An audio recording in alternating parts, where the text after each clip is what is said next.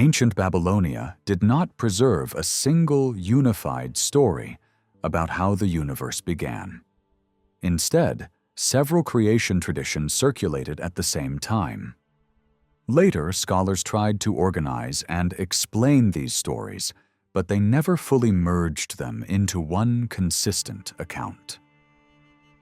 Unlike the biblical creation narrative, where different traditions were woven together into a single flowing story, the Babylonian versions continued to exist side by side. Evidence even suggests that there were more than two versions, since some fragments present alternative tellings of key moments in the story of creation. It has often been suggested that these different traditions developed in separate religious centers along the Euphrates. This idea makes sense when we consider how the stories were eventually written down, since it is unlikely that theologians in one city would deliberately create several competing explanations of the universe. However, myths themselves are not bound by geography. Stories travel easily, mix with one another, and sometimes contradict each other even within the same community. It is therefore quite natural that different accounts of the same cosmic events could circulate together. What we know today comes from incomplete texts. One version survives only in a short passage embedded within a ritual text, while another, much longer version is preserved in fragments that once belonged to several clay tablets. Although broken and damaged, these pieces allow us to reconstruct a fairly detailed picture of how the Babylonians imagined the structure and origins of the cosmos. Other ancient writings and later authors help to fill in some of the missing parts. The longer version is especially important, but it is often misunderstood. It is not really a neutral explanation of how the universe was created. At its heart, it is a grand poem praising a single god, Marduk. The story of creation serves mainly as a backdrop for his rise to supreme power. The central drama is his battle against Tiamat, a vast and terrifying being who represents the original state of chaos. Everything that follows reinforces Marduk's greatness and authority. For this reason, it would be just as accurate to think of the work as a heroic tale about Marduk, rather than a simple creation story. In this narrative, Marduk takes over roles that once belonged to other gods. He is credited with organizing the heavens, setting the stars in place, and bringing light and order to the world. Older divine figures willingly step aside, acknowledging his superiority. This focus on Marduk reflects the growing political and religious importance of Babylon itself.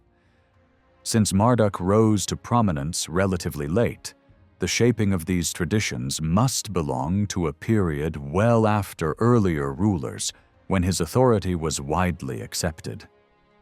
Because the main goal of the story is to glorify Marduk, the description of creation itself is surprisingly brief. Only the most general steps are mentioned, while many details are left out. In this way, the Babylonian account resembles the biblical creation story, which is also short and selective, leaving much unsaid. The opening lines describe a time before names, before order, and before the familiar structure of the world existed. At the beginning, everything was water. This endless, formless expanse was imagined as living beings. Apsu represents the deep waters, while Tiamat embodies the vast, chaotic sea. Together they symbolize the raw, undivided state of existence. Over time, theological thinking added meaning to this image, turning it into a union of male and female forces that produced the gods themselves. Tiamat was often imagined as a monstrous creature, a visual expression of chaos before order was established. Similar images appear in other ancient traditions, where dragons or sea monsters represent the same idea. These creatures reflect a human attempt to picture the confusion and danger of a world not yet shaped by divine control. In Mesopotamia, the annual floods of the rivers likely reinforced this belief, as dry land and life only appeared after the waters withdrew. As religious thought became more developed, these ideas were refined. Apsu and Tiamat were no longer just symbols, but became ancient powers whose rule came before that of the gods. Babylonian thinkers did not imagine a moment when nothing existed at all. Instead, they believed the universe began with these primal forces. Order emerged not from emptiness, but from struggle and transformation. From the union of the primeval waters came new beings. Some traditions described them as strange creatures, part human and part animal. Over time, these images were reshaped into divine figures, often appearing in male and female pairs. These beings still belonged to the world of chaos and stood in opposition to the younger gods. Before the stars, the earth, plants, and humans could exist, these chaotic forces had to be overcome. The appearance of Ashur and Kishar in the Babylonian creation story reflects a deliberate effort by later thinkers to impose structure on older beliefs. These figures do not emerge naturally from popular storytelling, but rather from an intellectual attempt to organize the divine world into clear stages. Even so, this system was not invented from nothing. It was built upon myths that had already been circulating among the people for generations. Anshur's role becomes clearer when we consider the rise of Assyria in the north. Although Assyrian religion developed its own political character, its gods ultimately came from the south. Ashur, the central god of Assyria, was not an entirely new creation, but a transformed figure rooted in older southern traditions. Over time, Ashur took on unique features shaped by Assyrian power and identity, yet his deeper origins remained Babylonian. The name Anshar preserves this older layer. As Assyria grew stronger, memories of Anshar survived beneath the later and more dominant form of Ashur. It is entirely plausible that religious ideas traveled northward along with migrating populations. If northern cities were founded by settlers from the south, they would have carried their gods with them. In such cases, distant communities often preserve ancient beliefs more faithfully than their place of origin. This helps explain why Ashur, who later became the symbol of an empire, may in fact represent a more ancient divine idea than Marduk, who rose to prominence much later in Babylon. In theological thinking, Ashur did not remain a simple inherited god.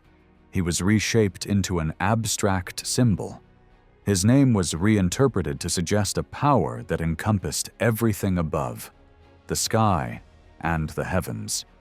To balance this figure, theologians created Kishar, a complementary force representing everything below, the earth and the lower world. Together they formed a pair that mirrored earlier divine couples. Where earlier beings symbolized chaos and monstrous life, Ashur and Kishar represented an older but more orderly generation of gods, standing between raw chaos and the fully developed divine order. Unlike Ashur, Kishar had no life beyond theory. She was not worshipped, prayed to, or invoked in rituals. Her existence was purely conceptual, created to complete a system rather than to reflect popular devotion. Other ancient texts list many such paired beings, described as ancestors of the better-known gods. Some of these figures appear faintly in magical texts and rituals, suggesting that they were once worshipped in a distant past. Others seem to be little more than intellectual constructs, names designed to express ideas like totality, strength, permanence, or authority. This layered structure shows that even the oldest known Babylonian pantheon already represented a late stage in religious development. Long before written history, earlier gods had faded or been absorbed into new forms. By the time familiar gods like Anu, Bel, and Ea appear clearly in records, much of this earlier divine world had already been pushed into the background. The creation story reflects this by arranging the gods into successive generations, each one marking a step away from chaos and toward order. Within this framework, the separation of different divine groups is meaningful. The earliest beings represent a world filled with confusion and monstrous abundance.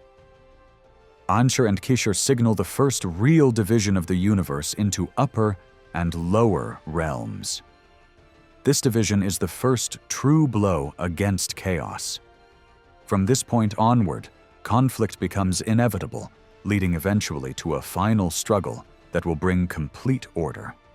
Traces of an older version of the myth can still be detected. In that earlier form, Anshur himself may have been the central warrior against chaos. Later traditions shifted this role first to Bel and finally to Marduk. Political and religious realities shaped these changes. Babylonian priests could not allow a northern god like Ashur to dominate their sacred story, but they could not erase him either. The solution was compromise. Anshur remains important, but he steps aside and authorizes Marduk to act on behalf of all the gods. In this way, Marduk becomes supreme without completely denying older traditions.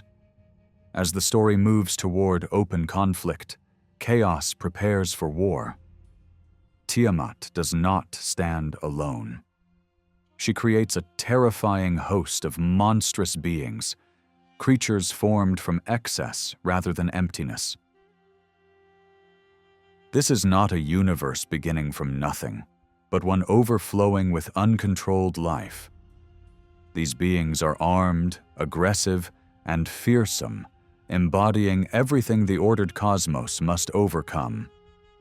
At the head of this army, Tiamat elevates Kingu, granting him command and authority. She gives him the power to decide destinies, a role normally reserved for the gods. This act makes him the direct rival of the divine order. With this transfer of power, Tiamat places her final hope in destruction rather than compromise. The gods react with fear rather than arrogance. They do not seek conflict, but they understand that order itself is under threat. Attempts are made to calm Tiamat, but they fail. One messenger after another retreats in terror. Chaos will not negotiate. It seeks only to prevent the gods from shaping the universe. At this critical moment, Marduk steps forward.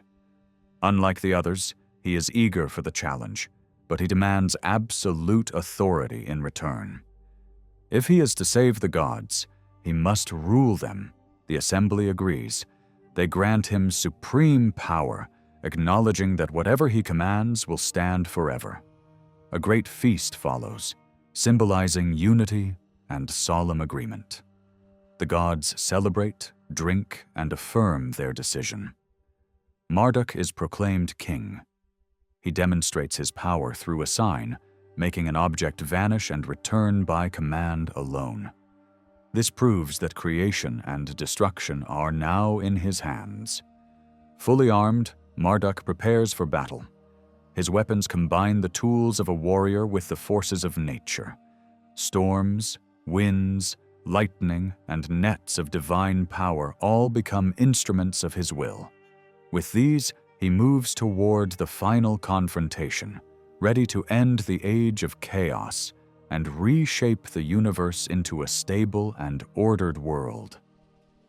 Marduk does not walk into the battle with ordinary strength. He brings weather itself under his command. He shapes a set of violent winds, not just the familiar four from the corners of the world, but a harsher and deadlier company that moves like an execution squad behind him. When he releases them, they surge forward as if they are hunting prey, meant to break Tiamat's power before steel ever touches flesh. Then he takes up his strongest weapon and climbs into his war chariot. The image is pure intimidation. Marduk standing tall, weapons hanging at his side, the chariot racing ahead, pulled by blazing steeds that look like living fire. Behind him, the winds follow like a dark banner across the sky. He drives straight toward the enemy host, and the moment his presence arrives, fear spreads through the camp, as if the air itself has turned poisonous. Marduk's gaze fixes on Tiamat, and then it locks onto Kingu, the commander she raised up as her partner and champion. Kingu falters immediately.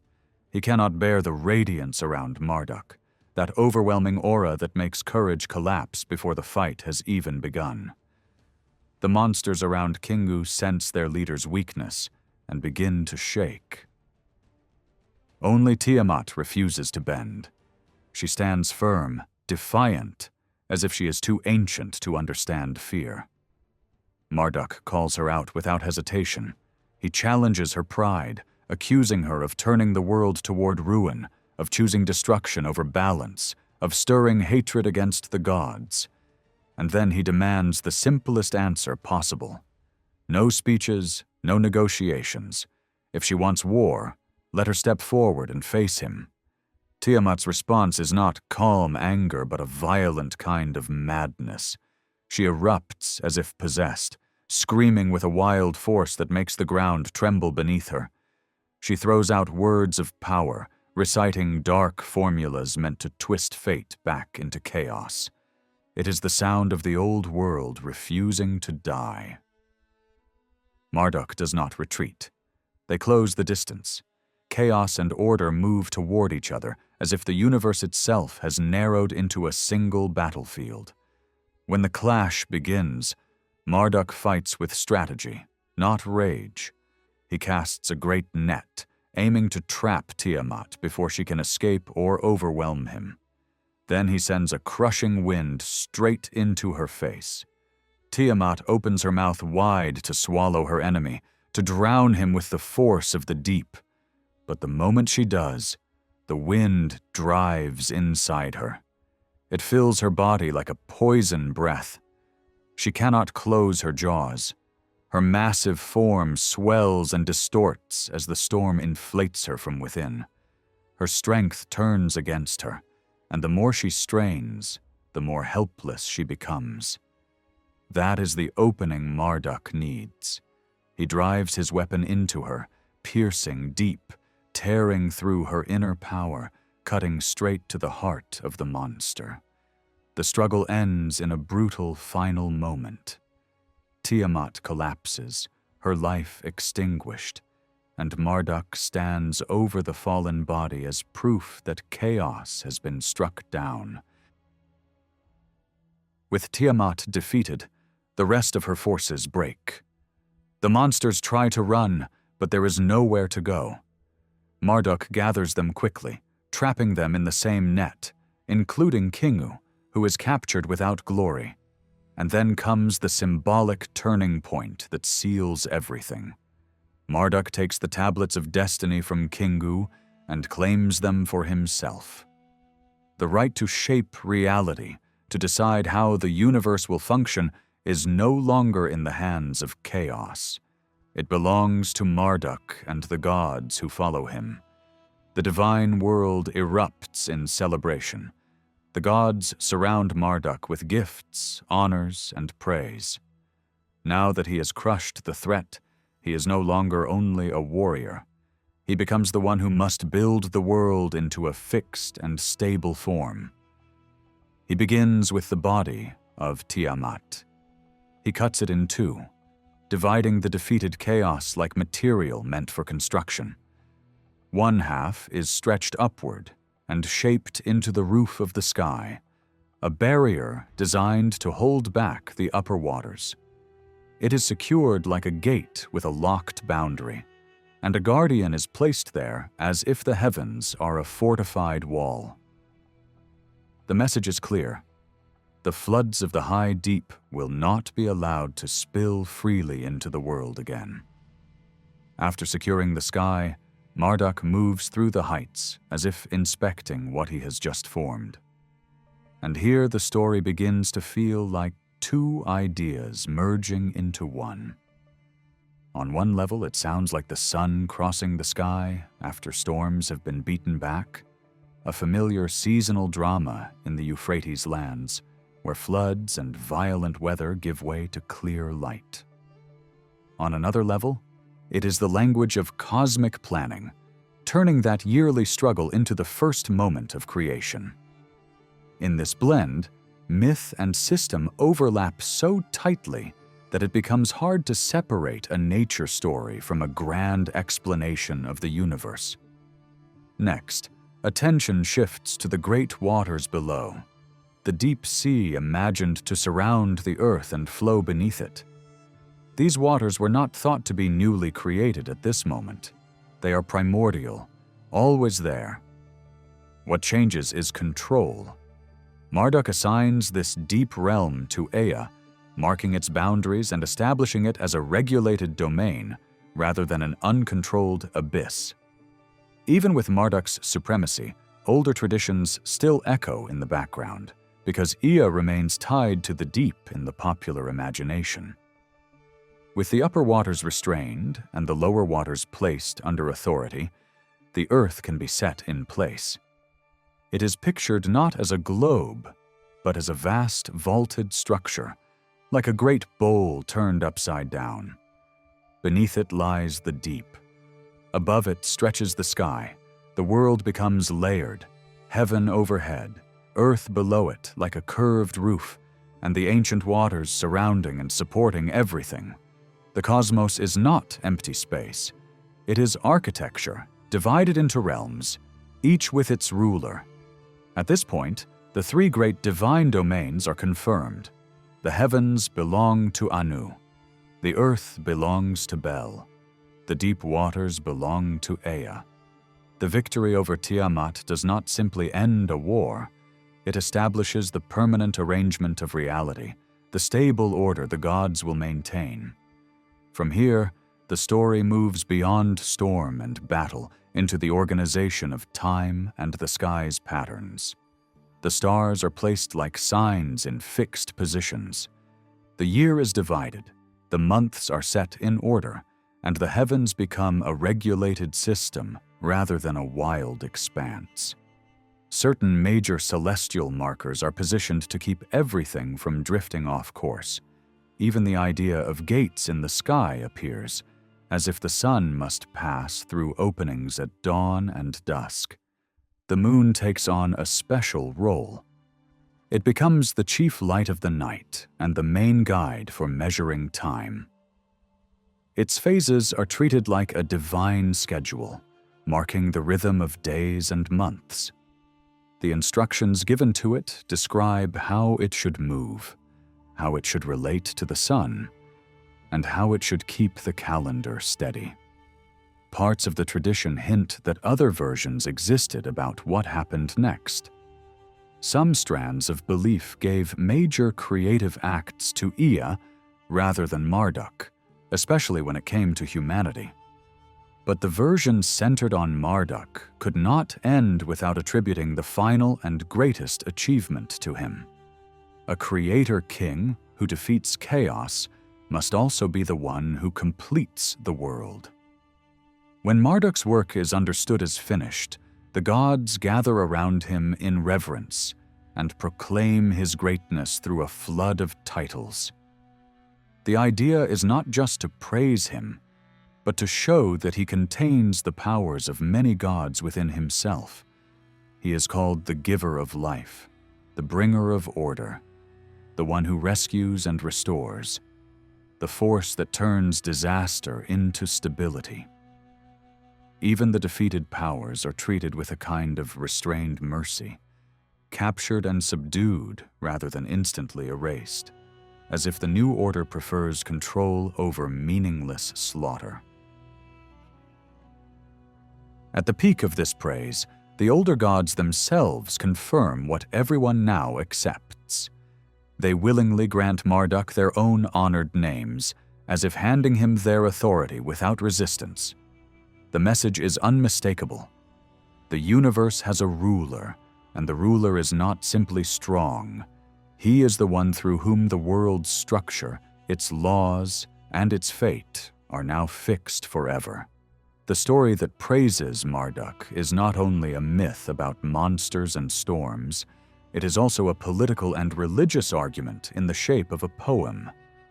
Its real mission is to explain why Marduk, a god who rose later, is allowed to carry the titles and powers that once belonged to older, more established deities. The most important of those older rivals was the great lord worshipped at Nippur, the god many people simply called Bel, meaning the Lord. Nippur was ancient, sacred, and influential, and its divine patron could not be pushed aside as easily as other figures. So the new story does something clever. It does not erase Bel. Instead, it lets Marduk wear Bel's name and step into Bel's position as if this transfer were natural and inevitable. That is why, through the dramatic sections of the Tiamat conflict, Marduk is repeatedly called Bel. On the surface, it sounds like a general title, but underneath it works like a legal stamp, quietly authorizing Marduk to inherit another god's authority. If you look closely at the way Marduk fights, you can feel the seams where older traditions have been stitched into the newer one.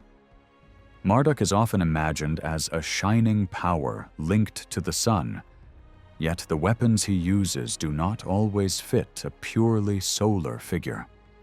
Lightning, thunder, furious winds, and the violence of storm clouds belong more naturally to a god tied to the air and the earth below the sky. Those elements make sense if an earlier version once placed the older Bel in the central role, because a god whose domain was the living earth and the breathing atmosphere would be expected to clear away monstrous threats and make the world safe for human life. In that older imagination, the battle was not only about cosmic order in the abstract, it was about securing the ground beneath people's feet, driving away darkness, and preparing the world to be inhabited. This helps explain why the story treats Tiamat and her monstrous army as if they belong to slightly different layers of danger. Tiamat feels like the deep, the flood, the overwhelming chaos that rises like winter storms and swallow everything. The monsters, led by Kingu, feel like a more earthbound terror, the crawling and biting dangers that haunt the land itself. In a natural division of roles, the bright solar force defeats the storm waters, while an older lord of the lower realm clears the world of beasts and nightmares. When the later tradition merges these ideas, it produces a narrative where Marduk seems to fight on multiple fronts, using a mixed set of powers, because the story is carrying more than one older memory inside it. Another rival had to be handled differently. Eohiei, the deep-thinking god associated with the watery abyss and with human wisdom, was too woven into Marduk's identity to be treated as a simple enemy. Popular belief often imagined Marduk as Ea's child, rising from the waters like light from the sea. This relationship was useful. It allowed the newer theology to keep Ea present without allowing him to dominate. Even so, older traditions likely placed Ea above Marduk. Some people credited Ea as the true maker of humanity and the true master of deep cosmic design. If Marduk was to stand at the summit, the story needed a way to honor Ea while still moving his powers into Marduk's hands. So the narrative uses harmony as a weapon. Ea is made to declare, in effect, that Marduk's power is not foreign to him, that Marduk carries the same authority. It is a polite surrender. presented as agreement. By the end, the message becomes unmistakable. Marduk defeats chaos, claims the right to set destiny, and then receives a flood of divine names that function like an empire of titles. Each name adds another aspect of power, another sphere of control, until the listener is meant to feel that all divine strength has flowed into a single ruler. The gods themselves confirm it, and even those who are replaced appear to accept it. The story does not hide its intention. It is built to prove that Marduk's supremacy is rightful, recognized, and permanent. After the praise, the voice shifts into something like a public call. People of every rank are urged to remember what Marduk did, to retell it, to pass it on, to treat it as the foundation of peace and prosperity. Marduk is portrayed as terrifying in anger, yet dependable in mercy, harsh toward wrongdoing, but a protector to those who honor him. The story ends by turning devotion into duty. Remember the victory, speak it aloud, teach it, live under it. But if we step back from the propaganda of divine politics, the underlying Babylonian worldview becomes clearer. They do not describe the beginning as a moment when nothing existed. There is always substance, always presence, always a crowded reality. What is missing at the start is not existence but order. The universe begins as abundance without rules. The real transformation is the movement from uncontrolled chaos into a stable system governed by fixed laws. That is why the skies matter so much. The most convincing proof of cosmic law is the regular motion of the heavenly bodies. The stars stay within limits.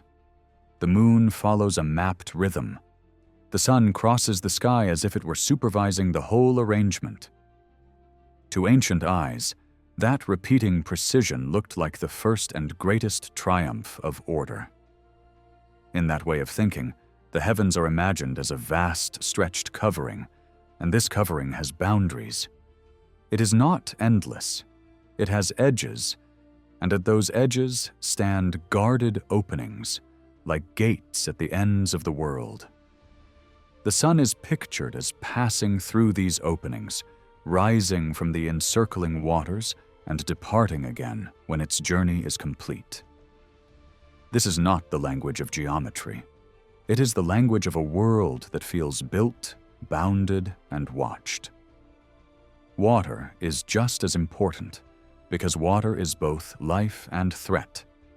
The upper waters must be held back, or they would crash down and destroy the world. The lower waters surround the earth and also lie beneath it, forming a deep foundation. These waters are not always obedient. The yearly floods remind everyone that water can break boundaries. Still, the overall belief is that the deep usually remains within limits, ruled by divine authority, restrained by an order that is strong but not entirely free from tension. The Earth itself is not imagined as a globe floating in space. It is imagined as a vast, curved structure set beneath the sky, resting above the deep. Its purpose is fertility. That single idea captures what the Earth is supposed to do: produce, multiply, sustain. Vegetation and animal life belong to that law of increase. Life is meant to expand, to fill the space prepared for it. Human beings arrive as the last great act, the final step that completes the world. Different regions and traditions told that act differently. Some communities emphasized Ea's role in shaping humanity. Others likely credited the older lord of Nippur. But in the Marduk-centered version, humanity must belong to Marduk, because a supreme god cannot stop short of the crowning achievement. So the theologians pull the tradition toward Babylon's ruler, not by openly denying other beliefs, but by absorbing them, reshaping them, and placing them under Marduk's name. Alongside the grand, expanded myth, a shorter creation account also circulated. It shares the same basic atmosphere, the sense that there was once a time before the world looked the way it does now. But it describes that early condition by listing what was absent: no vegetation, no buildings, no cities, no famous sacred places, no organized life. The world is pictured as water everywhere, with civilization and nature still unborn. What is striking is that the beginnings of culture are placed close to the beginnings of the cosmos. Great cities and their temples are treated as if their existence is part of the world's ordering, not merely part of human history. That reveals how ancient and sacred those places felt to the people who told these stories. The thought of a time without them seemed almost as strange as a time without the sky. In this shorter tradition, the dramatic battle with Tiamat is not central. That absence matters. It suggests that the monster fight wasn't always a necessary piece of cosmic explanation. It may have been pulled into the larger tale because it fit Marduk so well, especially if Marduk began as a god linked to seasonal storms, floods, and the return of sunlight after harsh weather. In other words, what started as a powerful nature story could be expanded into a cosmic origin story when later thinkers needed a grand stage for Marduk's kingship. The shorter version also tries to explain dry land in a simple, almost practical way, as if land emerges by enclosing water and piling up earth. Then it moves quickly into the making of animals, rivers, plants, and finally the building of cities and houses, as though the rise of organized human life is part of creation itself. And in the middle of this, an older memory breaks through. A goddess appears as a partner in forming human beings. She does not fit neatly into a world where Marduk must do everything alone, so the story compromises. She is not allowed to replace him, but she cannot be erased either. Her presence hints that in another region, a great goddess once held the honor of being humanity's maker, and that tradition remained too strong to silence completely. When you compare these Babylonian versions to the creation traditions preserved elsewhere, the pattern becomes even clearer. The shared ideas are too close to be coincidence. Primeval waters, a world first described by what does not yet exist, the ordering of the sky, the setting of boundaries, the emergence of land, the importance of rivers, the place of cities and human culture, and the question of whether humanity comes first or last. At the same time, the differences show that these stories were not copied like a text line by line. They were carried, reshaped, and developed independently over a long time, like a family of related songs that share melodies but change the lyrics from place to place. The Babylonian understanding of the universe was built on a close relationship between the sky, religion, and observation. Their view of creation, their religious beliefs, and their system of omens were all deeply connected to the way they interpreted the movements of the heavens. To truly understand Babylonian religion, one must also understand how they imagined the stars, planets, and cosmic order, because their astronomy shaped not only their science, but also their theology. These ideas did not remain confined to Mesopotamia. Over time, they influenced Greek thought and left lasting traces in later astronomical traditions. To the Babylonians, the stars were not random points of light. They were meaningful shapes drawn across the sky. At first, this was a product of imagination, much like in other ancient cultures. But Babylonian scholars went further. They described the stars as the writing of the sky, suggesting that the heavens themselves were like a vast text filled with symbols. This idea made sense in a culture where writing had originally developed from pictures. Even long after their writing system became abstract, Babylonian scholars continued to think of written signs as images. In the same way, the sky was seen as a surface covered with symbolic forms. Because the sky was imagined as a fixed dome, the movements seen above were explained as the stars themselves changing position. Some stars appeared unmoving, while others wandered across the heavens. This led to a clear distinction between fixed stars and wandering stars, which we now call planets. Groups of stars that always appeared together were identified and given meaning. When lines were imagined between them, recognizable figures seemed to appear. These shapes encouraged symbolic interpretation, much like the symbols used in writing. Animals, in particular, became common images, influenced by older beliefs that associated natural forces with living beings. Over time, these star groups became the constellations.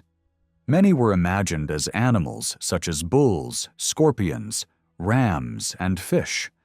Imagination played a role, but these identifications were guided by scholarly tradition rather than popular storytelling. In Babylonian thought, most of the zodiac was associated with monstrous forces defeated during creation. This idea likely emerged from learned circles rather than from everyday belief. Modern research shows that most of the zodiac signs used today already existed in Babylonian astronomy. Although a few may have been added later elsewhere, the overall system clearly originated in Mesopotamia and spread westward and eastward through cultural exchange. The regular paths followed by the sun, moon, and planets impressed Babylonian scholars deeply. These predictable movements suggested an unchanging cosmic law. In contrast, life on Earth seemed less orderly, full of uncertainty and chance. The heavens appeared perfect and eternal, while the world below seemed unstable. Rare events such as comets or eclipses were seen as disruptions, though even these were eventually understood as part of a larger pattern. The ultimate goal of Babylonian astronomy became the discovery of the hidden laws governing the sky. The sun's path across the heavens became the main reference point. Since the sky itself was associated with divine authority, the sun's route was understood as a sacred pathway. The movements of the moon and planets were measured in relation to it, leading gradually to a structured zodiac system. This framework became so influential that many of the terms and concepts we still use today trace back to Babylonian thought. Because the sun and moon were considered divine beings, the stars also came to be seen as gods. The symbol used to mark star names reflected this belief. However, the idea that specific planets were identical with specific gods developed later and was largely the work of scholars. As certain gods gained greater importance and influence, it became difficult to imagine them confined to a single temple. The heavens provided an ideal shared dwelling place for all major deities. Among the planets, the largest and brightest held special status. The most prominent planet was associated with supreme divine authority, seen as a ruler among the stars. Another planet was linked to a goddess of fertility because its cycle of disappearance and reappearance matched stories of descent and return. Other planets were connected to deities associated with war, wisdom, or seasonal change. These connections were not random, but based on symbolic associations between divine character and celestial behavior. The sun was viewed as the overseer of all planetary motion, much like a king watching over his subjects. In this imagery, the planets were described as wandering sheep following the sun's guidance. They were also imagined as messengers, carrying out divine commands. Each planet had multiple names, reflecting the fact that Babylonian astronomy developed in different centers, each contributing its own traditions and interpretations. Certain stars were given special importance, reflecting the structure of the divine world. 3 major stars represented the highest divine powers, while many others were associated with lesser gods. Some of these stars have been identified in modern astronomy, while others remain uncertain. Babylonian astronomy can be divided into several key elements: the constellations, especially the zodiac, the major planets, the most important fixed stars, numerous lesser stars, and finally, the sun and moon. Among these, the sun gradually gained the highest rank. This was likely influenced by the growing dominance of solar deities in religion. Even so, the moon retained great importance because of its role in regulating time. Timekeeping was closely tied to daily life, especially agriculture. The lunar calendar developed naturally from the need to track seasons and farming cycles. Each month was later dedicated to one or more gods, though this system appears to have been created by scholars rather than by popular tradition. The assignments were not always consistent and changed over time, reflecting political and religious shifts. The names of the months, however, remained closely connected to everyday experience. Many referred to planting, harvesting, rain, heat, or fertility. Others alluded to religious myths, such as a goddess's journey into darkness. This shows how religious ideas, natural observation, and practical life merged into a single system. The calendar itself was complex and developed gradually. Aligning lunar months with the solar year required careful calculation and adjustment. There are signs that earlier systems were simpler and that the later structure evolved over time as mathematical knowledge advanced. Perhaps the most striking feature of Babylonian thought is the seamless blending of science and religion. There was no conflict between the two. Astronomical observation inspired religious ideas, and religious beliefs guided scientific interpretation. Even numbers were given divine meaning. Specific gods were associated with certain numbers based on time cycles and celestial patterns. These associations were not perfectly consistent, but they reveal how deeply astronomy shaped Babylonian intellectual life. In ancient Babylonia, science and belief moved together. Observation, imagination, theology, and mathematics formed a unified worldview. The result was a cosmology that may appear naive today, yet it was remarkably coherent, influential, and enduring. One of the earliest attempts to understand the universe as an ordered and meaningful whole. In ancient Babylonia, religion was not a separate corner of life. It flowed into everything people wrote, studied, and recorded. Stories, laws, healing practices, sky watching, and even the work of scribes were all tied to sacred thinking. The people who mapped the stars were often the same people who wrote prayers and chants. The ones who treated illness were also trained in rituals and divine formulas. Even judgments in court and official records carried the weight of the gods. In that world, learning did not grow away from belief. It grew inside it. That is why the Babylonians' greatest heroic story was never just entertainment. Their national legend was built like a sacred mirror of the past. It did not only remember old kings and ancient cities, it blended real places and real fears with mythic forces and the rhythms of nature. And because it comes from popular memory more than strict scholarly theory, it feels closer to everyday Babylonian imagination than the abstract systems of cosmology or star charts.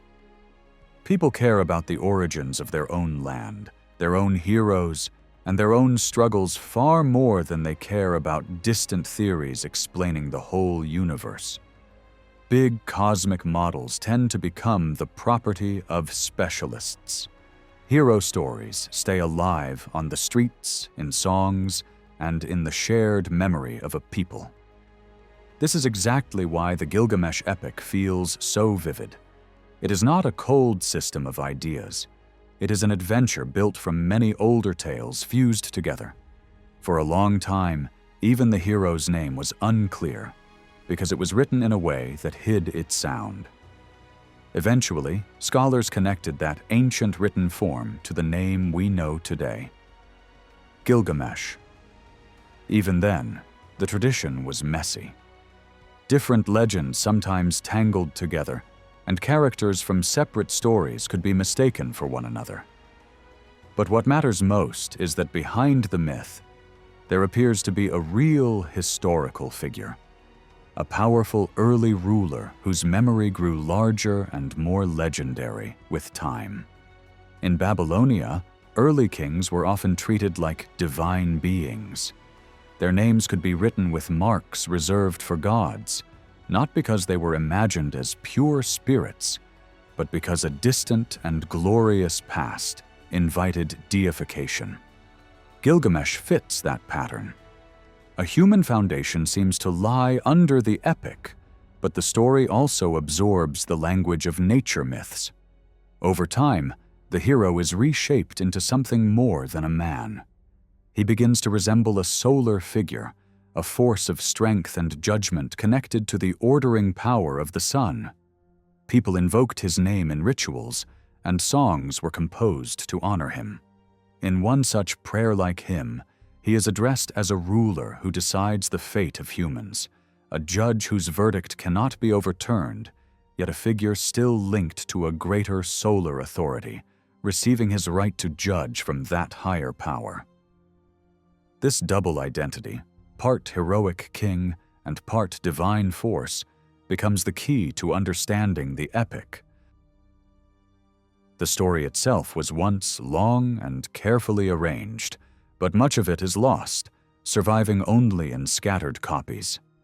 Even so, its opening world is clear. The main stage is Uruk, an ancient city famous for its walls and its strength. The walls are not a minor detail. In the early world, being a true city meant being fortified, and Uruk's defenses were so impressive that later memory treated the place as almost legendary. It stood among the oldest centers of power in the south, tied to a major goddess cult and to deep traditions about the first days of kingship.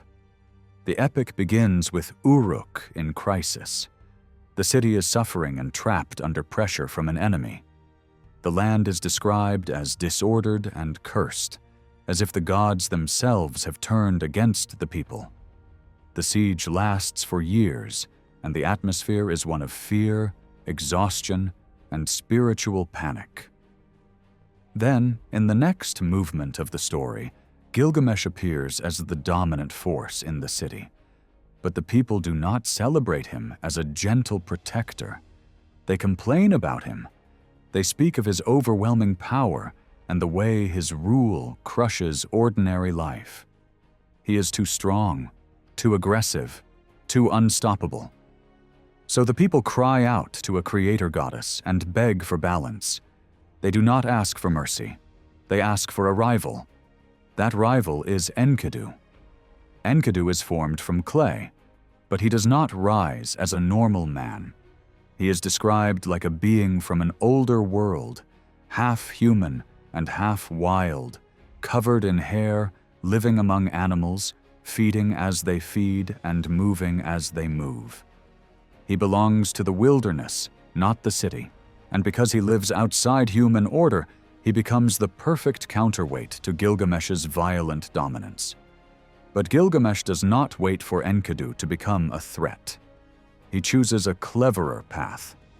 He sends a hunter, a man whose role is not heroic but tactical, someone used to traps and control. The hunter cannot capture Enkidu with force, so Gilgamesh gives him a different weapon: attraction.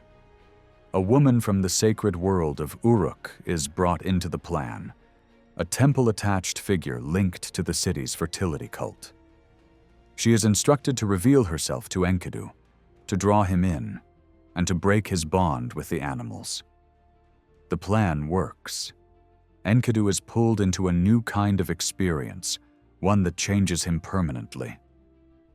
After days and nights with the woman, he tries to return to the herd, but the animals reject him. His old life collapses in a single moment. His body feels different, heavier, weakened, no longer made for running with gazelles and drinking beside cattle. Yet at the same time, something awakens inside him. He gains a sense of self, a new awareness. He stops being only a creature of instinct. He becomes a man. And now the woman guides him toward Uruk, toward walls, temples, and kingship. She speaks of the great city, of divine dwellings, and of Gilgamesh himself, the mountain-strong ruler who surpasses other men. Enkidu follows her. He accepts this new path, as if his heart recognizes that his future is no longer in the open fields, but in the human world. From here, the epic becomes a web of fused traditions. Enkidu, who began as the rival meant to restrain Gilgamesh, instead becomes his closest companion. Together they face a terrifying enemy associated with a distant fortress and a sacred forest. The journey is harsh, filled with dread, storms, and ominous dreams. The setting is described like a place of overwhelming natural grandeur, a cedar realm that feels like a lost garden at the edge of the world. Much of the battle itself is missing from surviving texts, but the meaning is clear. Gilgamesh emerges as the primary victor, the hero whose fame grows through conquest and survival. Then the story shifts again, drawing in another powerful mythic thread. A goddess of love and fertility sees Gilgamesh at the height of triumph and wants him for herself. She promises riches, kings bowing down, a shining chariot, tribute from mountains and plains, and endless prosperity. But Gilgamesh refuses. He does not reject her gently. He rejects her with accusations. He lists the ruined lovers left behind in her wake, showing her as a force that gives beauty and strength, then destroys what it touches. In this view, she becomes the symbol of life that cannot last, of desire followed by loss, of fertility followed by decay. The rejection enrages her. She demands revenge from the high god of the sky, and a divine bull is unleashed against Uruk. The bull is not simply an animal, it is a cosmic weapon, a storm force in living form, sent from above to crush the hero. Once again, Gilgamesh and Enkidu fight as one. The bull is slain, and the city rejoices. But the victory carries a price. The goddess curses them, and soon the mood of celebration collapses into grief. Enkidu is struck down. The details are unclear, but his death arrives through sickness and ominous visions. He fades over days, and his end shakes Gilgamesh to the core. The loss does more than break his heart. It forces him to face the thing he has never truly confronted: his own mortality. If Enkidu can become dust, then Gilgamesh can too. And that fear changes the epic into something deeper than heroic adventure. Now the story becomes a quest against death itself. Gilgamesh leaves the familiar world and travels into lands of danger and myth. He faces beasts in the night. He reaches a cosmic mountain whose gates are guarded by scorpion men, creatures of terror and brilliance who watch the sun's passage at dawn and dusk. He walks through thick darkness for long hours, as if passing through the underside of the world. He sees strange, jewel-like trees, and at last he arrives at the edge of a vast sea, the boundary that separates the living from the unreachable. There, a mysterious woman blocks his way, warning him that no mortal crosses those waters. Only the sun itself is said to pass safely. Yet Gilgamesh refuses to turn back. He finds a ferryman, builds the tools for the crossing, and sets out across deadly currents. Stroke by stroke, he forces his way through until at last he reaches the distant figure he is seeking. The one human who somehow escaped death and lives beyond the normal fate of mankind. Gilgamesh is stunned because the immortal man looks ordinary. He is not a shining god. He is not a monster. He looks like any other human being. And Gilgamesh asks the only question that matters: how did you do it? The answer comes as a story that doesn't truly belong to Gilgamesh's adventures, yet fits the epic's deeper purpose. It is the tale of a catastrophic flood, a city marked for destruction, a warning delivered in secret, and a ship built to preserve life. The events are told in a simple, direct style, like a popular memory repeated over generations. A wise god warns a man to abandon possessions, to save living creatures, to build for survival. Behind the drama, the message is clear. Immortality is not something humans can claim by strength. Even the one who escaped did so by rare exception, not by human power. And that is the heart of the epic. It is not only a story of battles and monsters, it is a story shaped by the oldest human question. If the world renews itself, if rivers keep flowing, if the sun returns again and again, why must humans die?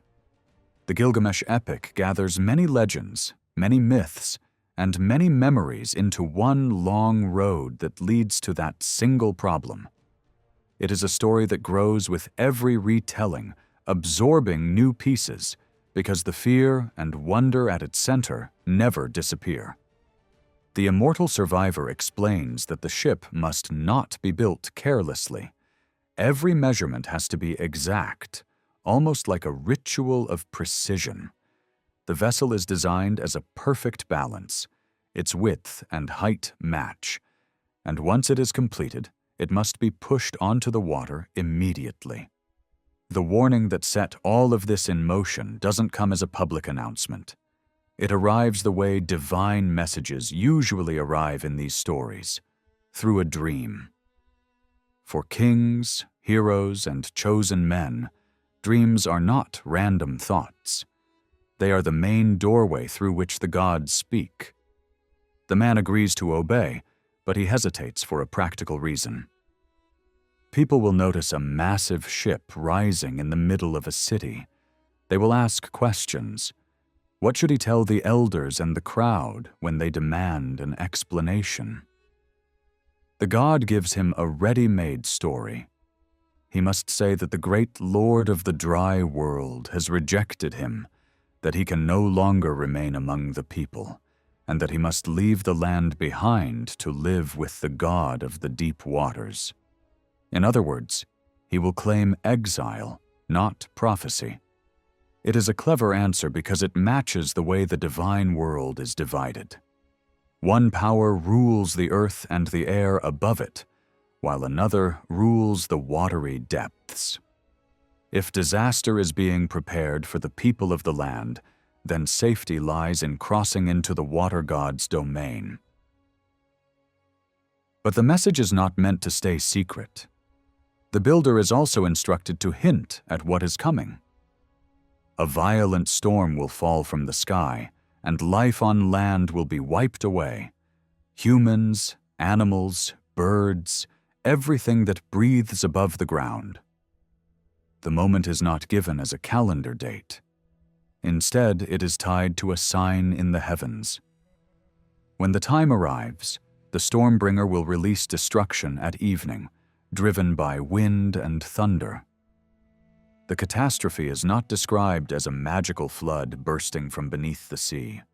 It is pictured as something descending from above, Dark cloud, roaring wind, and relentless rain, unleashed through hostile divine will. Work begins immediately. Materials are gathered fast, and within days the hull is underway. The ship is not imagined as a sleek, deep-water vessel. It resembles a heavy river craft, broad, flat, built to float rather than cut through waves. On top of that shell, a full structure is raised like a building placed on a raft. The design becomes a kind of floating house with multiple levels stacked upward. Inside, the space is divided again and again into smaller sections, creating many compartments. Every seam is sealed. Every gap is packed. The outer surface and the inner walls are coated with thick waterproof substance until the entire structure is locked tight against water. Then come the supplies, huge amounts of food, oil, drink, and livestock. It is not done in a small, cautious way. It is done like preparation for a great public celebration, the kind of abundance people would associate with major festivals. When the ship is ready, it is launched and tested, settling deep into the water as though its weight is already warning of what it must endure. The man loads everything he owns, valuables, goods, animals, and the people of his household. Even skilled workers are brought aboard. At the last moment, when the sky begins to shift toward its appointed darkness, he steps inside and seals the entrance. He hands control to the ship's navigator and entrusts him with the vessel and everything living inside it. Then the storm arrives. At dawn, the horizon turns heavy and unnatural. Black clouds swell like a wall, and thunder rolls inside them. The storm gods move like an army. Lightning flashes like weapons. Winds tear across the land. The sky becomes a battlefield of noise and fire, and daylight is swallowed by darkness. For days, the world is hammered without pause. Rain like a curtain, wind like a beast, thunder like a drum that never stops. The terror spreads even to the divine realm. People can no longer help one another. Fear breaks the bonds between brothers, neighbors, and families. Above, the gods themselves recoil from what has been unleashed. They retreat, huddling at the edges of the highest heaven like frightened animals, as if the storm has become too wild even for those who ordered it. Then comes the turn. The first to mourn is the great goddess associated with life and birth. She cries out like a mother in agony, realizing that the world she helped shape has been reduced to ruin. In her grief, she admits that she took part in the decision, and now must face what that decision truly meant. The land's people, the living beings, the voices and footsteps of the old world, gone. She speaks as if the dead now fill the waters like fish, as if humanity has been scattered and swallowed. This grief reveals something important. The disaster grew beyond what some expected. The tale carries the memory of a local destruction, yet it also swells into a vision of almost total annihilation. Two layers of tradition overlap: the fall of one city and the image of a flood so huge it seems to erase the whole earth.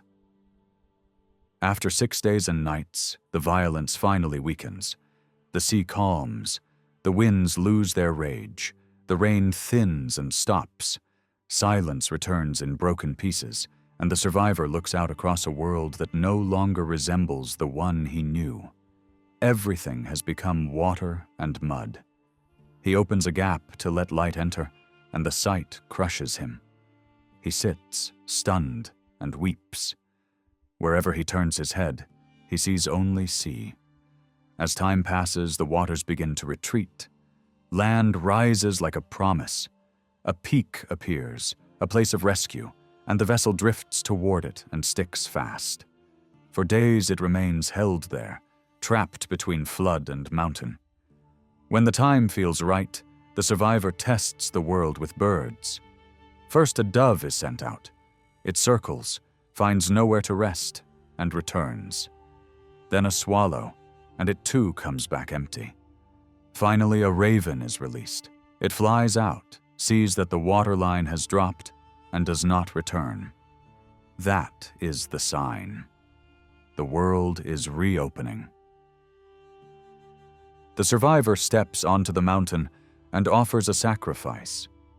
The smoke rises, and the gods gather to it as if drawn by hunger and relief. A tense moment follows. The life goddess declares that the chief instigator of the storm should not be honored because he brought ruin without true agreement. But then the Storm Lord arrives anyway, furious, not at the destruction, but at the fact that anyone survived it. He demands to know how a human escaped. Another god points straight to the water god's interference, and the water god answers with controlled anger. He tells the Storm Lord that punishment should be measured. Punish the guilty, but do not wipe out everything. If the gods needed to reduce humanity, there were other ways: beasts, famine, disease. A flood that erases all is too absolute, too senseless. Then the water god admits what he did. He did not publicly break the divine decision. He simply sent a dream, a warning, a hint strong enough for a wise man to act. The survivor built the ship without being told every detail, and that thin line becomes the defense. The decree was not announced, but the chance to escape was quietly planted. The Storm Lord's rage fades. He boards the ship, takes the survivor by the hand, lifts him up, and calls the survivor's wife beside him. Then comes the final twist. They are no longer treated as ordinary humans. They are blessed, transformed, and placed far away, beyond normal lands, in a distant region where great rivers meet and flow into the unknown. That remote dwelling becomes a kind of paradise at the edge of the world, out of reach, separated from common life. But the story does not end as a victory for the one who escaped. It returns to the real theme: mortality. The immortal survivor, seeing the hero's suffering, tries to heal him. He commands him to sleep, and the hero collapses into a deep, heavy stupor that lasts for days. The survivor's wife urges compassion. She prepares a special food, treated step by step like a ritual medicine, and the hero eats it and begins to change. Yet even that is not enough. The hero's body still bears the marks of sickness. So he is led to cleansing waters, washed until the damage fades, and his skin is restored. At last he is healthy again. He is ready to return home. But health is not immortality. Before the hero leaves, the survivor reveals one last secret: a plant hidden in deep waters that can renew youth. The hero goes after it, endures the journey, and manages to seize it. For a moment, it seems he has finally won, but fate strikes with cruel timing. A serpent steals the prize, slipping away with the plant at the instant of victory. The hero breaks down, crying, because the message is unmistakable. Even when humans grasp hope, it slides out of their hands. The hero returns to his city. He has gained knowledge, he has been healed, and he has traveled farther than any ordinary man. But he has not escaped the human end. Old age and death still wait for him. In the final movement, the story turns darker. The hero's focus shifts from living forever to understanding what happens after life ends. He searches temple after temple, pleading to know the fate of his lost companion. Finally, the spirit of the companion rises briefly from the earth, like a gust of wind. The hero begs for answers about the world below, but the companion refuses to fully describe it, as if the truth is unbearable. Still, fragments of the vision emerge. The underworld is not a place of joy. It is a shadowed existence ruled by grim powers, The companion speaks of misery, hunger, and dust. And one detail matters more than anything else: burial. The dead who are honored, cared for, and properly laid to rest fare better than those left abandoned. A fallen warrior who is buried and remembered has peace compared to a corpse left in the open, whose spirit wanders restless and starving. That is the bitter moral at the end. Humans cannot defeat death. Even the greatest hero must accept it. The only mercy left is to be buried with honor, remembered by the living, and spared the worst suffering in the world of spirits. When the entire epic is viewed as a whole, it becomes clear that it is not one single pure tale. It is a great woven cloth made from many older threads: stories of conquest, myths of storms and seasons, legends about the first steps from wilderness into civilization, and fears about sickness, aging, and the afterlife. The hero becomes the center where all these currents meet. In the beginning, he is a mighty ruler and warrior. Later, he becomes a symbol of humanity itself, strong enough to challenge the gods, yet still unable to break the final law. And that is why the ending feels so haunting. The epic does not offer comfort. It offers recognition. It shows the human hunger to live, the human refusal to accept the end, and the painful truth that the dream of eternal youth can vanish in a heartbeat, stolen away, leaving only tears, wisdom, and the long road home. The tale of Gilgamesh did not stay locked inside Mesopotamia. Over time it traveled, changed clothes, and reappeared in new places under new names. It never became the same as the biblical figure Nimrod, but it likely helped shape the way later writers imagined a powerful Mesopotamian hero, someone who represents empire, expansion, and the spreading of culture toward the north. People once tried to explain the whole epic as nothing more than a sun story, but that oversimplifies it. Gilgamesh does take on solar qualities in later tradition, yet the narrative is far more than a single nature myth. And when you look at the biblical hero Samson, the similarities become hard to ignore. Both figures are remembered as overwhelming champions. Both tear apart a lion. Both are pulled into a dangerous relationship with a woman. And in both cases, a woman becomes the turning point that strips the hero of his strength and brings him down. Even the name Samson echoes the ancient word for the sun, which makes the comparison even more tempting. Greek tradition offers another shadow of the same pattern. Many scholars argue that the story of Heracles grew from Greek soil rather than being imported whole from the East. Still, certain details feel like they rhyme with Mesopotamian themes. A lion fight, a journey through terrifying places, the struggle with death, and the search for a life that does not end. The difference is that the Greek hero is sometimes allowed to succeed where Gilgamesh fails. If any influence traveled west, it would have been transformed so thoroughly by Greek imagination that its origin would be difficult to recognize. Even more striking is what happened later in the East. Parts of the Gilgamesh story were eventually stitched into legends about Alexander the Great. In different traditions, Alexander becomes a restless wanderer who pushes into a landscape of darkness and fear, hunting for a miraculous water of life. He meets strange beings, reaches a distant sea, and still comes back empty-handed. Alive, famous, but not immortal. This makes sense when you remember what Alexander became in the popular imagination. His real conquests shook the ancient world so violently that people stopped seeing him as only a man. They remade him into a giant of legend.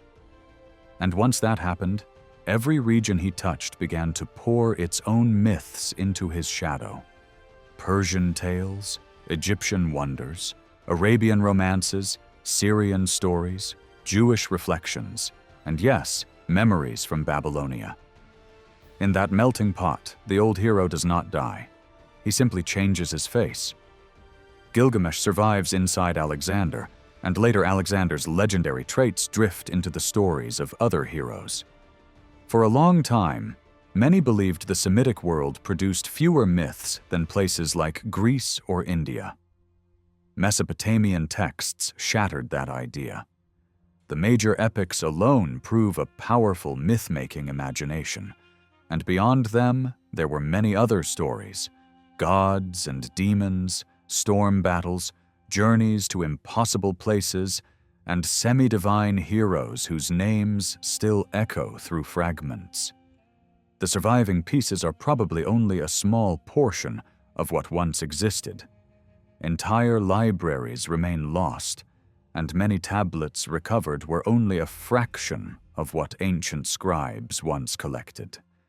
Yet, even with that limited survival, there is enough material to show how deep and wide this mythic world really was. And these tales matter in two ways. On one level, they preserve popular beliefs, what ordinary people feared, hoped for, and explained through story. On another level, they reveal how scholars and priests shaped those beliefs, smoothing them into organized tradition and guiding the meaning people took from them. One of the most fascinating examples is the legend of Etana. Etana appears briefly in the Gilgamesh tradition, and his name seems to mean something like the Strong One. It also appears in different forms across the ancient world, which suggests there may have been a distant memory of a real figure behind the name. But the stories told about Etana move quickly into the realm of myth.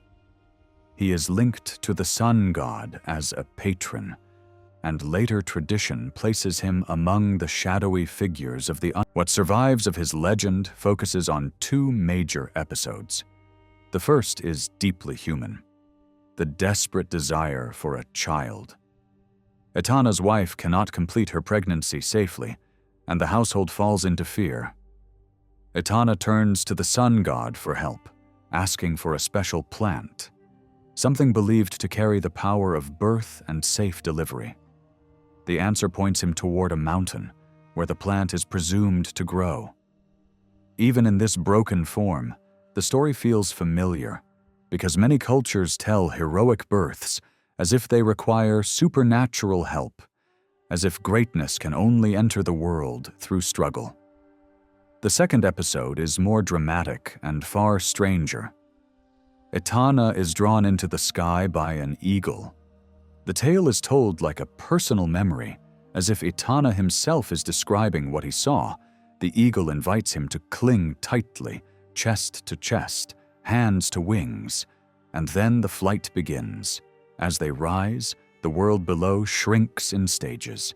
Land becomes a mound, then a patch of earth, then something as small as a garden plot. The sea becomes first a pool, then a narrow band, then a thin ditch around the world. The higher they climb, the more the earth looks fragile and distant. They reach a heavenly gate and rest, but the eagle wants more. It urges Etana to keep going, to rise into the realm of the great goddess of the sky, identified with the brilliant planet seen at dusk and dawn. At this point, the story turns into a warning. The flight becomes reckless.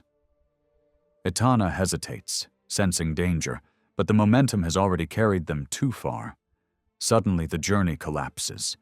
The eagle and Etana plunge back down with terrifying speed until they strike the earth again. What happens afterward is unclear in the surviving fragments, but the tone suggests punishment. The myth seems designed to teach that humans do not belong in the dwelling place of the gods.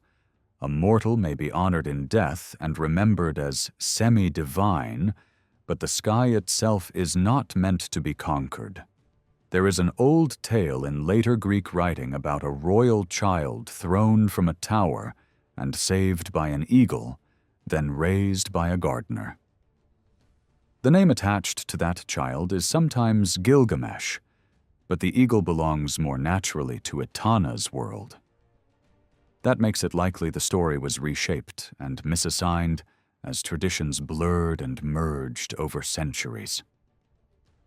Another part of the Etana cycle tells a different story about the eagle, one that feels almost like a courtroom drama written in mythic form. The eagle commits a brutal act against a serpent's young. The serpent, protected by the sun god, appeals for justice. The sun god responds not with force, but with strategy, a trap. The serpent is told to hide inside the carcass of a dead animal so that birds will gather to feed. The eagle, tempted by food, circles, suspects danger, hesitates, but finally dives down. The moment it digs into the carcass, the serpent strikes. The eagle begs, offers gifts, promises anything. The serpent refuses, arguing that mercy would break divine law and transfer guilt onto the one who forgives. The eagle is punished, stripped, ruined, and left to die in misery. This episode may not have originally belonged to Etana at all. It could be an independent myth later pulled into the Etana tradition, simply because Etana is linked to the eagle. But even if the stories were combined late, the message is clear. The sun god appears as a stern judge who defends law and punishes wrongdoing. And beneath that, there may be an older religious conflict, a symbolic rejection of rival solar images and rival cult signs. The myth does not only entertain, it argues. After Etana, another cycle of tales shifts the mood from sky journeys to violence on Earth. The legend of a war and plague god often portrayed as a terrifying destroyer. In later theology, he becomes tied to the harsh midday sun and to the kind of heat and power that burns, spreads disease, and breaks cities. His story survives only in pieces, but those pieces are intense. In one fragment, the god is praised by an attendant who describes him as a hunter of entire populations. The image is brutal. People trapped like birds in a net, hemmed in, shattered. The god is compared to a lion storming into a palace. A city that can only be Babylon is attacked, and even the city's chief deity can do little more than cry out in grief. Then the scene shifts to another famous city, known for its temples and sacred rites, and it too is crushed. The destroyer does not distinguish between good and bad. The innocent fall with the guilty. That indiscriminate destruction becomes the central horror of the legend. Then the story expands into something even larger. A future conflict is described like an approaching worldwide fever. Nation against nation, neighbor against neighbor, brother against brother. Lands around Mesopotamia are named as if the whole region is about to ignite. This chaos is presented as a storm of war that will rage until a single conqueror rises and forces everything into submission.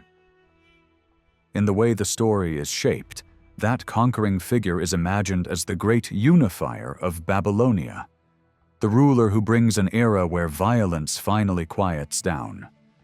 The destroyer god is not defeated by kindness.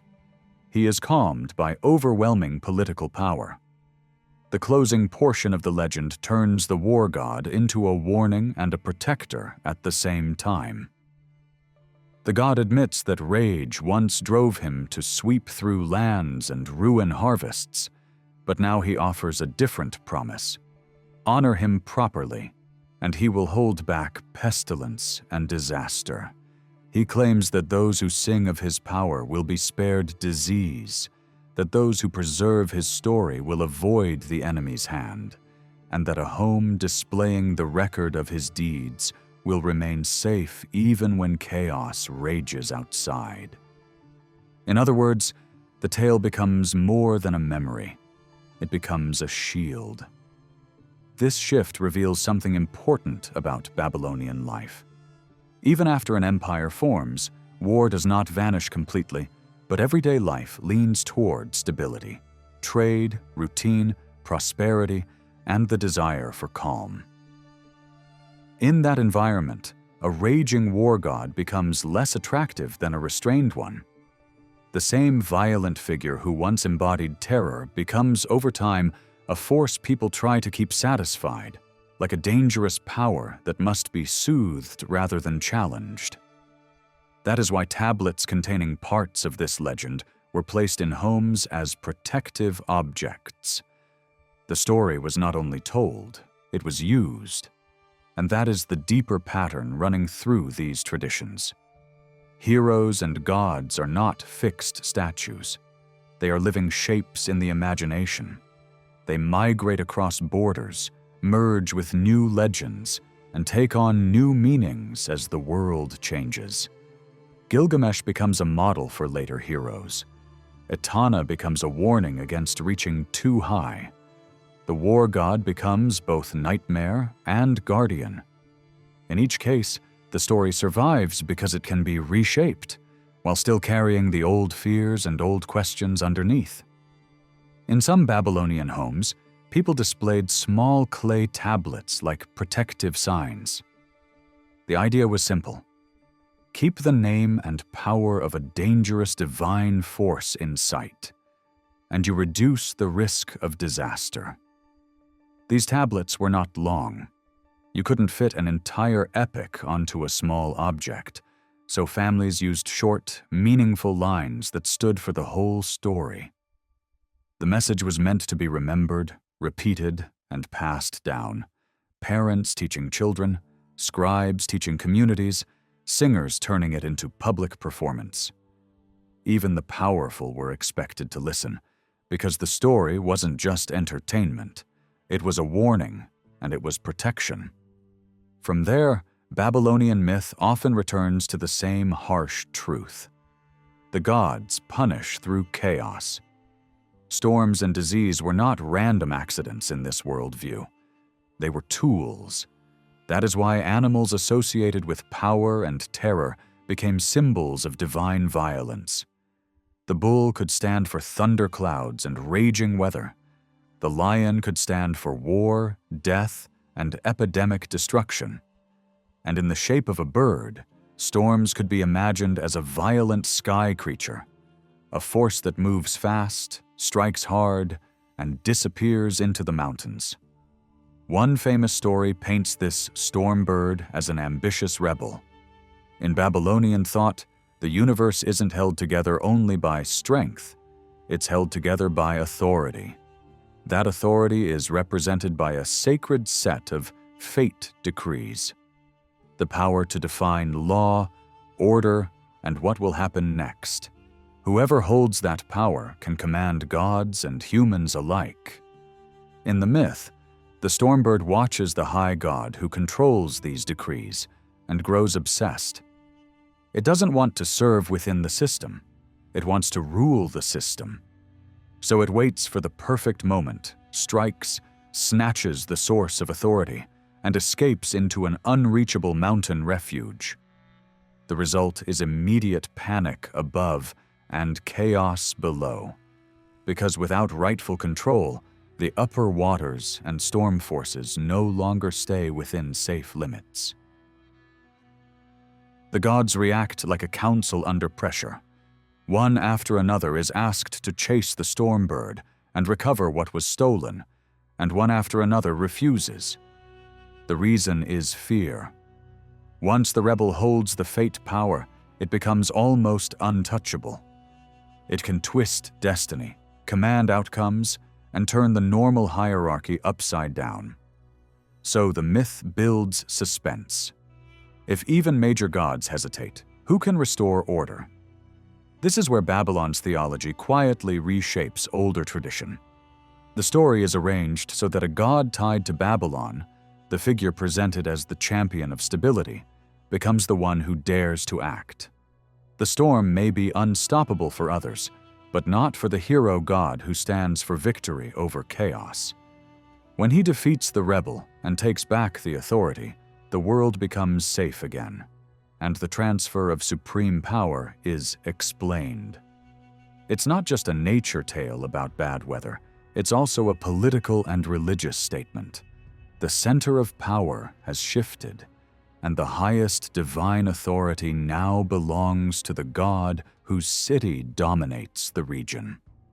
Another legend pushes the same theme in a more human direction.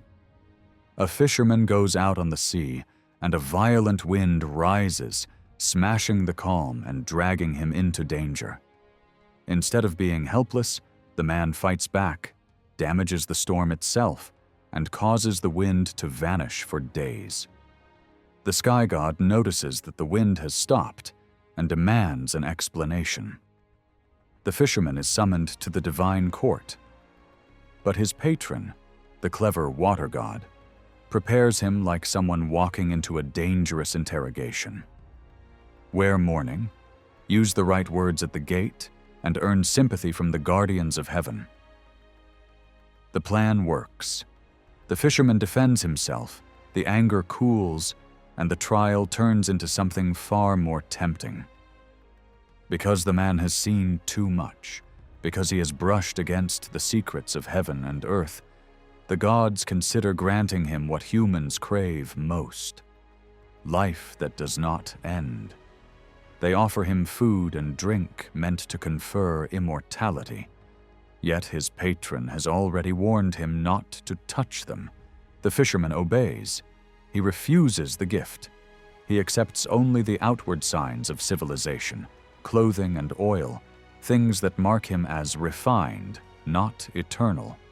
When the sky god realizes what happened, the tone shifts from anger to regret. The gods are frustrated because immortality was within reach, and it was missed. The man returns to Earth alive, knowledgeable, and still mortal. This kind of story answers a deep question without giving comfort. If humans can understand so much, build so much, and even challenge the wild forces of nature, why do they still die? In the Babylonian version, the answer isn't that knowledge is forbidden. Knowledge can be given. What is withheld is the final step. Endless life. Civilization is allowed. Wisdom is possible. But the boundary remains. Mortals can approach the divine world even momentarily, yet they do not stay there. When we step away from direct comparisons and focus again on the story of Adapa, a deeper idea begins to emerge. Ancient Mesopotamian tradition offered more than one explanation for why Marduk stood above the other gods. In one narrative, his authority comes from defeating the chaos monster Tiamat and taking the tablets of destiny from Kingu. In another, his power is shown through the recovery of those same tablets after they were stolen by the storm creature Zu, something Enlil himself failed to prevent. Beneath these stories lies a much larger question: why humans were never meant to live forever. This question appears most clearly in the Epic of Gilgamesh. Gilgamesh is told of a plant that grants eternal life. He finds it through great effort, but loses it just before he can use it. Human struggle, no matter how heroic, ends in failure. There is one exception: Parnapishtim and his wife, who are granted immortality. But even this exception reinforces the rule. Their eternal life is not won, but given, and it is granted not by Ea, but by Bel, as a gesture meant to restore balance after divine destruction. Immortality, in this case, is compensation, not destiny. The Adapa story approaches the issue in a far more direct and unsettling way. Ea, the god who created humanity, who gave humans wisdom, skills, and protection, is the very one who prevents Adapa from gaining eternal life. He deliberately misleads him. The message is unmistakable. Immortality is not denied by hostile gods, but withheld by the one who loves humanity most. According to this worldview, living forever is not a gift, but a danger. Ea's decision is final, and because he is humanity's protector, his choice must be accepted as necessary rather than cruel. In this sense, the Adapa story is one of the most meaningful myths to survive from ancient Mesopotamia. It transforms what was once a simple myth about nature into a reflection on human limits. Adapa takes on a role once held by solar deities like Marduk, yet the purpose of the story has shifted. This change reveals a long tradition of deep thinking and reinterpretation by Mesopotamian scholars over many generations. The myth was reshaped again and again until it became a vehicle for exploring human destiny rather than explaining natural forces. What makes this even more striking is that later generations no longer fully understood what the story was meant to convey. They confused Adapa with Marduk simply because of surface similarities, missing the deeper philosophical meaning embedded in the narrative. The original intent had faded, even as the story itself survived. At its heart, the Adapa legend takes us back to a time when humans were believed to stand closer to the gods than they ever would again. In this distant age, communication between humans and divine beings was constant, especially between humanity and its guardian Ea. The story belongs to a wider group of ancient traditions that describe the earliest phase of human existence, before separation, before distance, before silence replaced dialogue. These myths reveal how Mesopotamian religious thinkers shaped inherited stories to express evolving ideas about life, death, and the human condition. Through them, we gain a window into how the Babylonians understood the origins of the world, the order that governed it, and the limits placed upon human existence. Above all, these stories show a civilization wrestling with the same questions that continue to define humanity today: why we live, why we die, and why some boundaries can never be crossed. The question of immortality deeply occupied the minds of Babylonian thinkers. Yet when they spoke of humans being denied eternal life, this never meant the complete disappearance of awareness or existence. Neither ordinary people nor religious authorities imagined death as absolute nothingness. Instead, death was understood as a transition into another mode of being. What was denied to humans was not continued existence, but the ability to avoid transformation. Only the gods were believed to pass through existence without change. Life itself was already mysterious, and death was not seen as more puzzling than birth. Babylonian belief, like that of many early cultures, could not accept the idea that life simply vanished. Some form of continued existence was always assumed. Since humans were believed to have been created by divine powers, whether by one god or another depending on tradition, it was unthinkable that what had once been given life could be completely erased. At the root of this belief lay a simple psychological truth. No individual can easily imagine their own awareness coming to a permanent end. Among ancient belief systems, only Buddhism would later develop the radical idea that total annihilation was possible. Even so, many civilizations asked a different question. If existence continues, is that continuation a gift or a punishment? The Babylonians tended toward a bleak answer. Life after death was not portrayed as hopeful or rewarding, and religious leaders neither challenged nor softened this view. The dead were believed to gather in a vast underground realm beneath the earth.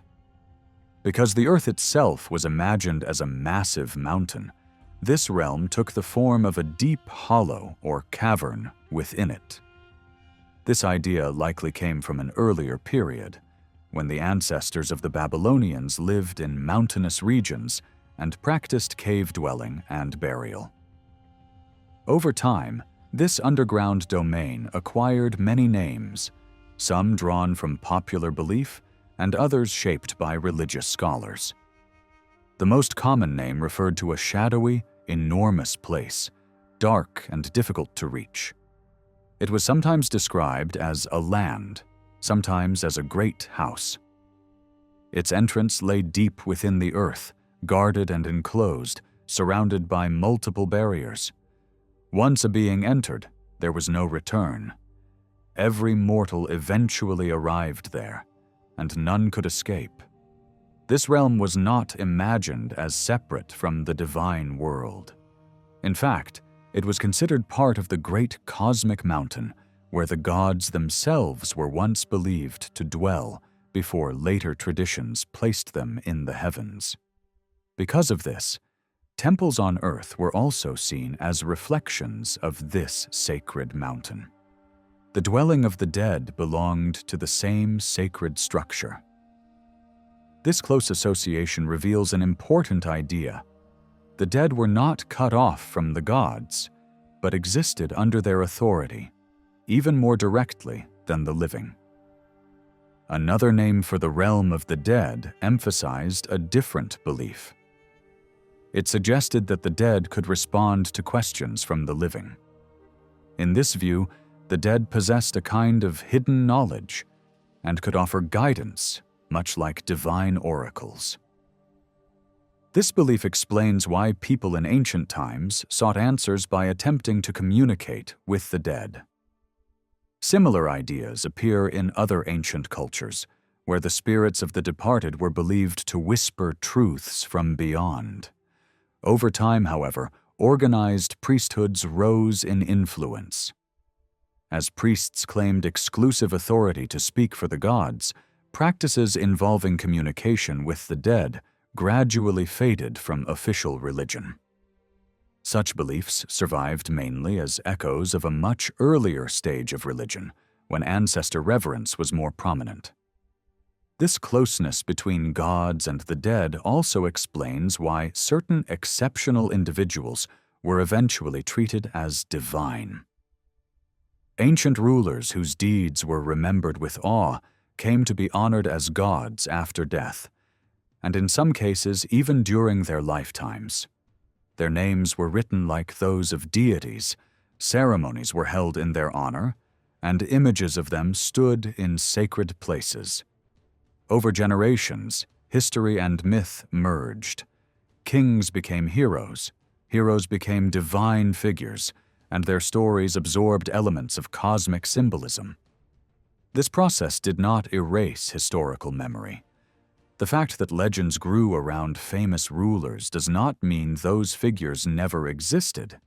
Instead, it shows how deeply religious imagination reshaped the past, linking remembered leaders with divine power and cosmic order. Beliefs about the dead were among the most enduring elements of Babylonian religion.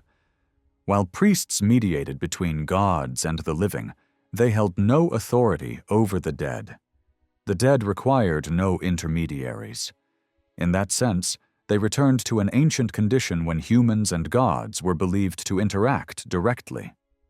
The underworld was also described as an immense region beneath the earth, ruled by a powerful queen and her consort. It was called by many names and described through countless metaphors: a land of darkness, a city without return, a deep and silent domain. Even the word for grave was often used to describe it, reinforcing the idea that burial itself was an entrance into this hidden world. Among the surviving Babylonian stories, one stands out for its vivid portrayal of life after death. It tells of a great goddess descending into the underworld, a tale originally meant to explain the cycle of seasons. As she enters the realm of the dead, all growth on earth ceases. Fields become barren, animals stop reproducing, and human life falters. Her absence brings stillness and decay. The underworld she enters is described as joyless and suffocating. Light does not exist there. The inhabitants feed on dust and clay. Everything is still, neglected, and worn away. Even the goddess herself is stripped of her power and dignity as she passes through a series of guarded gates. With each step, she loses another symbol of strength, until nothing remains. This stripping does not describe the condition of the dead themselves, but rather the gradual weakening of life in the world above. It reflects the fading of vitality, not punishment. Yet the message is clear. Even a goddess suffers in this place. Though she eventually returns, her escape proves the rule. Gods may leave the underworld, but mortals cannot. The dead were imagined as retaining their human form, recognizable yet powerless. They could speak, but only faintly. They could exist, but not act. Without care from the living, they endured hunger and neglect. Their fate depended on how they were treated before death, and how they were remembered afterward. Religious thinkers struggled to explain how awareness could survive when the body decayed. Some concluded that the spirit left the body and took on a new form, often imagined as bird-like, capable of movement but lacking strength. This idea was not widespread among ordinary people, but reflected attempts to reason through the mystery of death. The underworld was fiercely guarded. Its gates were meant to keep the living out and the dead in. When the goddess demanded entry, she threatened chaos itself, declaring that the dead would rise and overwhelm the living. Her rage reveals that the descent was not originally voluntary, but later reshaped into a quest for a lost companion. Within the underworld, disease and decay dominate. The goddess is struck down, and the world above falls into desolation. Only through divine intervention does balance return. Her rescue represents not merely the return of fertility, but the reappearance of a celestial body that had vanished from the sky. In the Mesopotamian imagination, even the rescue of a goddess from the underworld required an act of careful design. Ea, known for foresight and hidden knowledge, brings a strange helper into existence, a being made not from ordinary flesh, but from divine purpose. This servant is sent straight toward the most feared border in the cosmos, the entrance to the realm where the dead remain. The messenger approaches the gate of the land of no return, and the barriers open as if they recognize a higher command. The queen of the underworld sees him, and for a brief moment her mood softens. That is the opening Ea needs. The servant invokes the authority of the greatest gods and demands access to a secret source, a sacred place tied to renewal and awakening. It is not a request for personal gain. The goal is to reach the imprisoned Ishtar, whose absence has thrown the world above into sterility and silence. The underworld queen understands exactly what is being attempted. Her fury is immediate. She does not argue like a negotiator. She curses like a ruler defending her domain. The messenger is condemned to a life of misery and exclusion. He is not allowed inside homes or cities, not permitted to sit among people, not even granted proper food or clean water. The punishment is social and physical at once, designed to break him by making him a permanent outsider. But curses do not cancel divine orders. Even the queen of the underworld cannot ignore what Aya has set in motion. The plan has already done its work. The queen turns to her own agent of plague and command, and the atmosphere changes. The underworld is forced to release what it has taken. The ancient judges of the dead are summoned, thrones are prepared, and the waters of restoration are brought forward. Ishtar is sprinkled with that life-giving power, and the grip of the underworld loosens. Now the reversal begins. Ishtar is led back through the same gates she once crossed in humiliation. What was removed is returned step by step. Her coverings, her ornaments, her symbols of power and beauty reappear in the exact order of her loss. By the time she rises back into the upper world, she is no longer a captive shadow. She is again the radiant force of growth. With her return, the earth begins to recover. Strength flows back into nature. Productivity resumes. The world breathes again. Yet the story carries more than one layer, because it was shaped by more than one way of thinking. Behind the familiar goddess of fertility stands another version of Ishtar, linked to the sky itself. In later imagination, her descent is not only the dying of the fields, but also the disappearance of a bright celestial presence, followed by its return.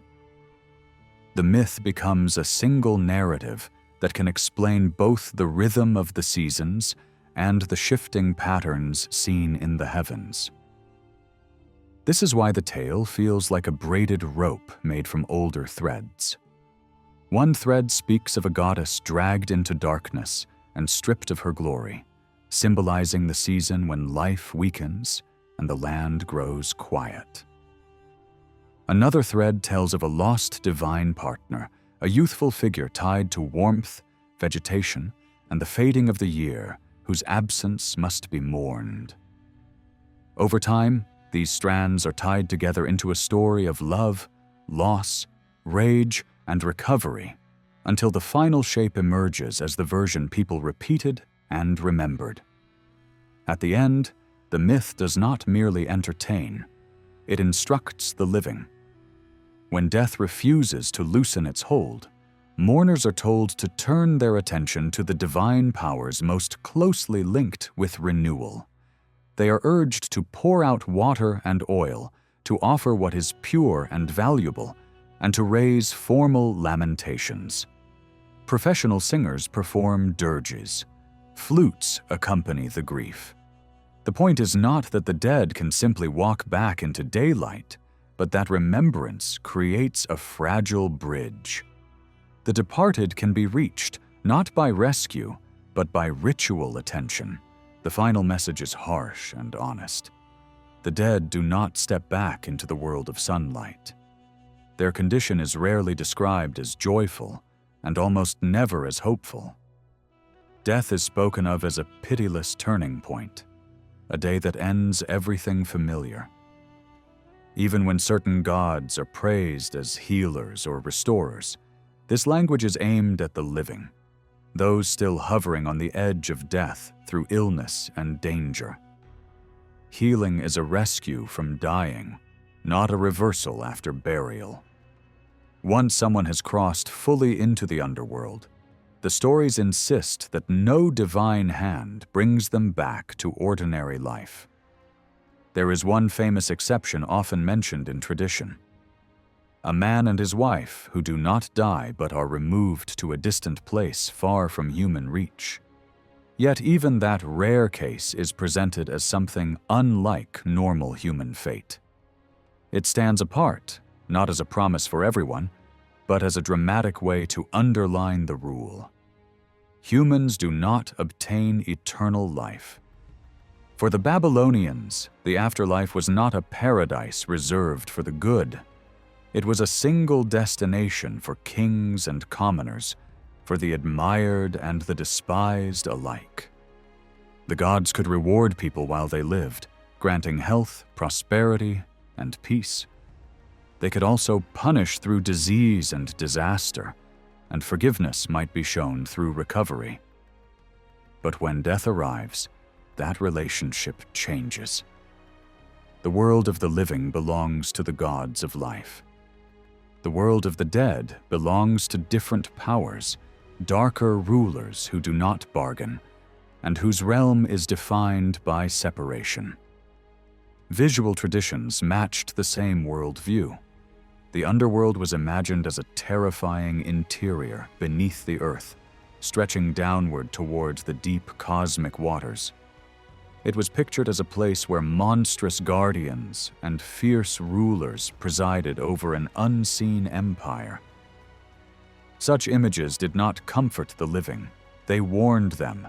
They explained why funeral rites mattered, why offerings were made, and why neglecting the dead was dangerous. A forgotten spirit, deprived of food, drink, and remembrance, was believed to turn hostile. The dead could become restless, resentful, and harmful, haunting the living like demons. From these fears and beliefs came the idea of a special underworld hierarchy.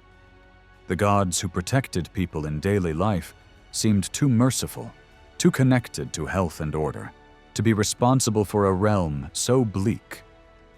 A separate set of rulers was needed, gods who matched the underworld's harsh character. That is why a figure like Nergal, linked with scorching heat, fever, war, and destruction, fits the role so well. He becomes the face of merciless power, surrounded by spirits of plague and sickness, hunting humanity with unstoppable force.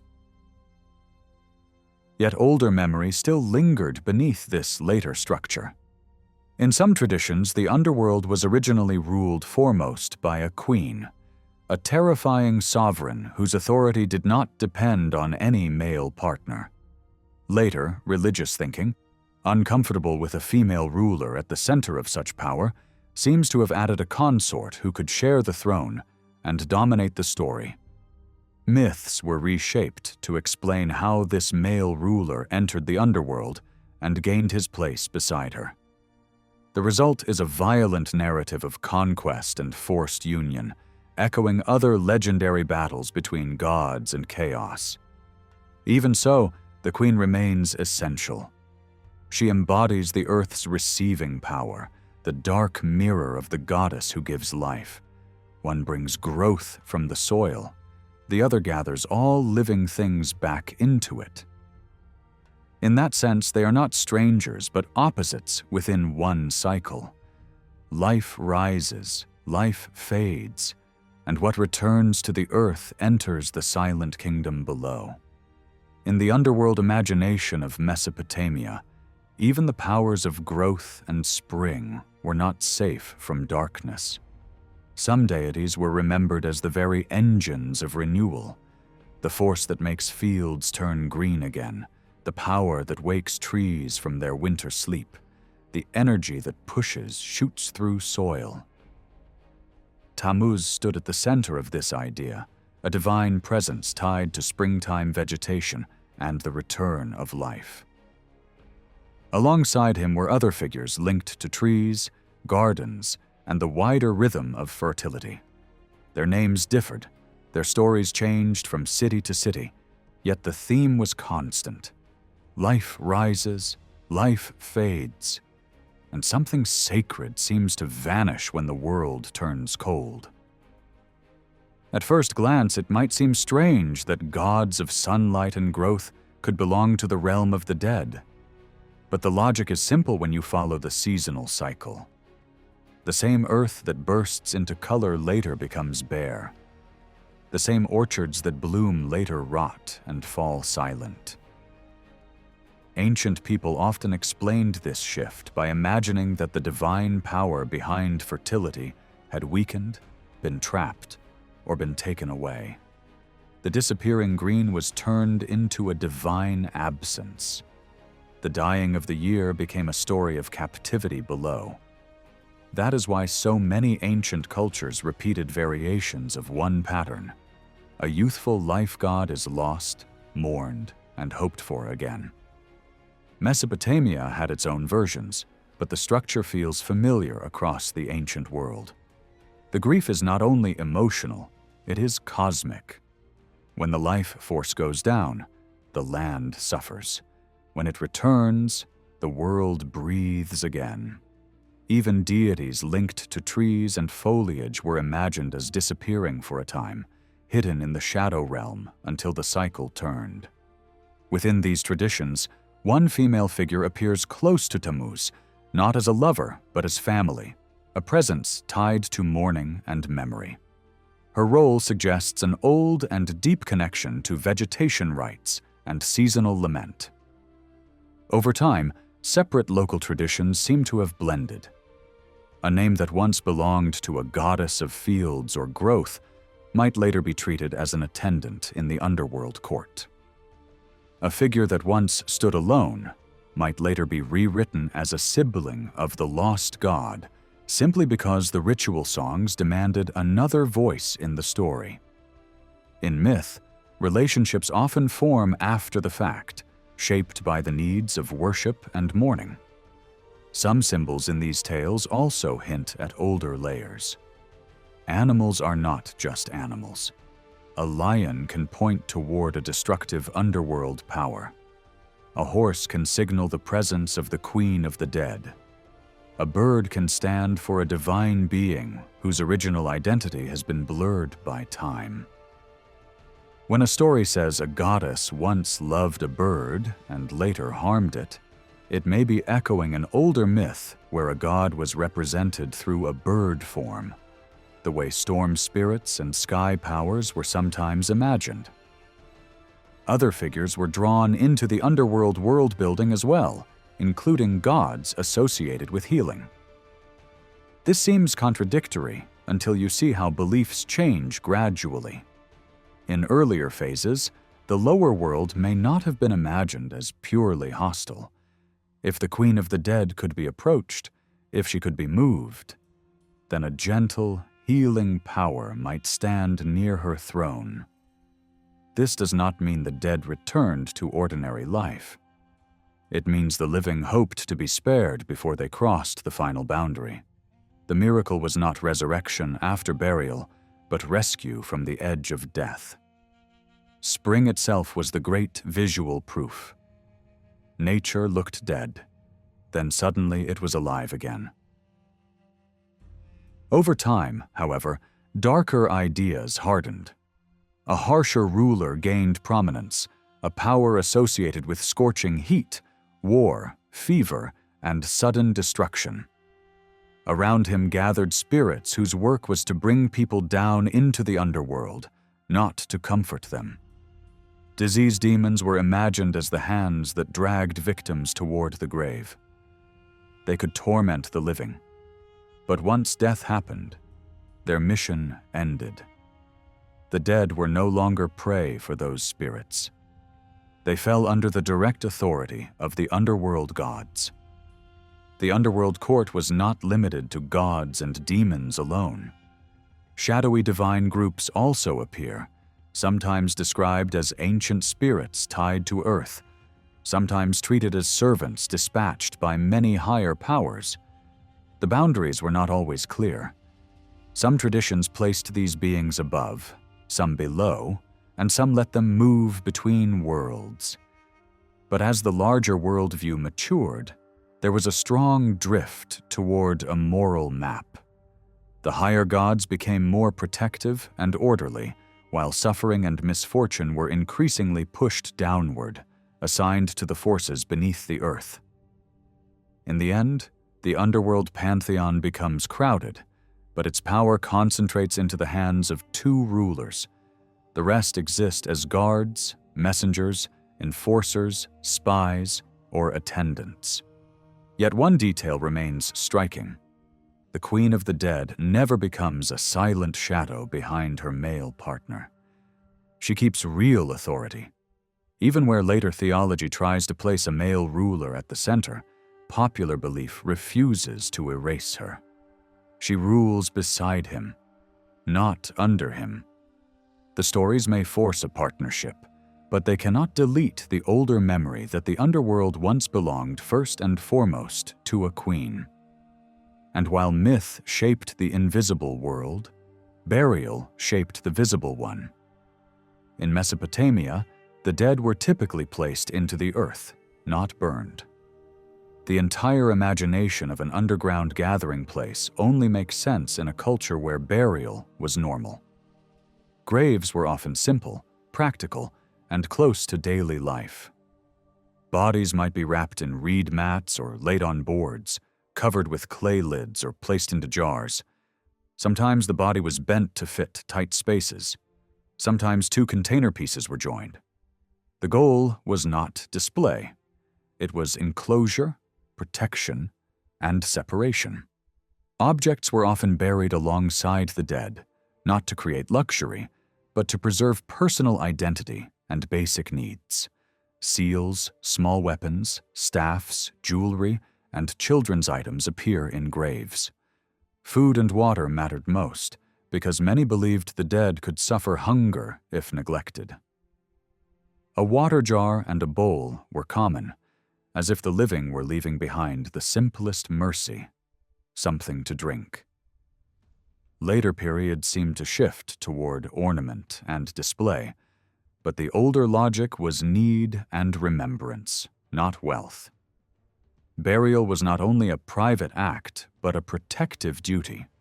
Leaving a body unburied, exposing it, or disturbing a grave was considered one of the worst fates imaginable.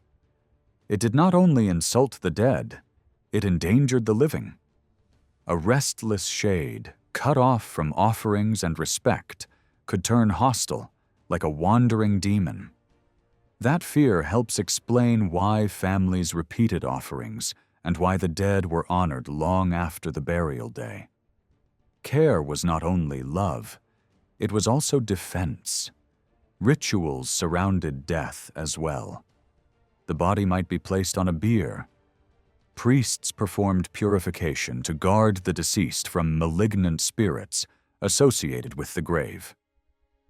Water and incense played a role because water symbolized cleansing and divine protection. Mourning was formal and loud. Lamentations could last days. Professional singers, men and women, led dirges with refrains, while instruments marked the rhythm of grief. The community did not whisper its sorrow. It performed it.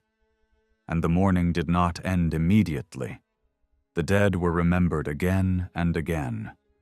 Water offerings were poured. Laments were repeated. The bond between living and dead was maintained through ritual habits, because in this worldview, forgetting was dangerous, and remembering was one of the few gifts the living could still give. Some Mesopotamian kings did not treat the dead as distant memories. They treated them as a presence that still mattered. One ruler is described as going to the tombs of his ancestors, wearing torn clothes, pouring out a drink offering onto the ground, and speaking directly to the spirits of the departed as if they could hear. Scenes like this suggest something important.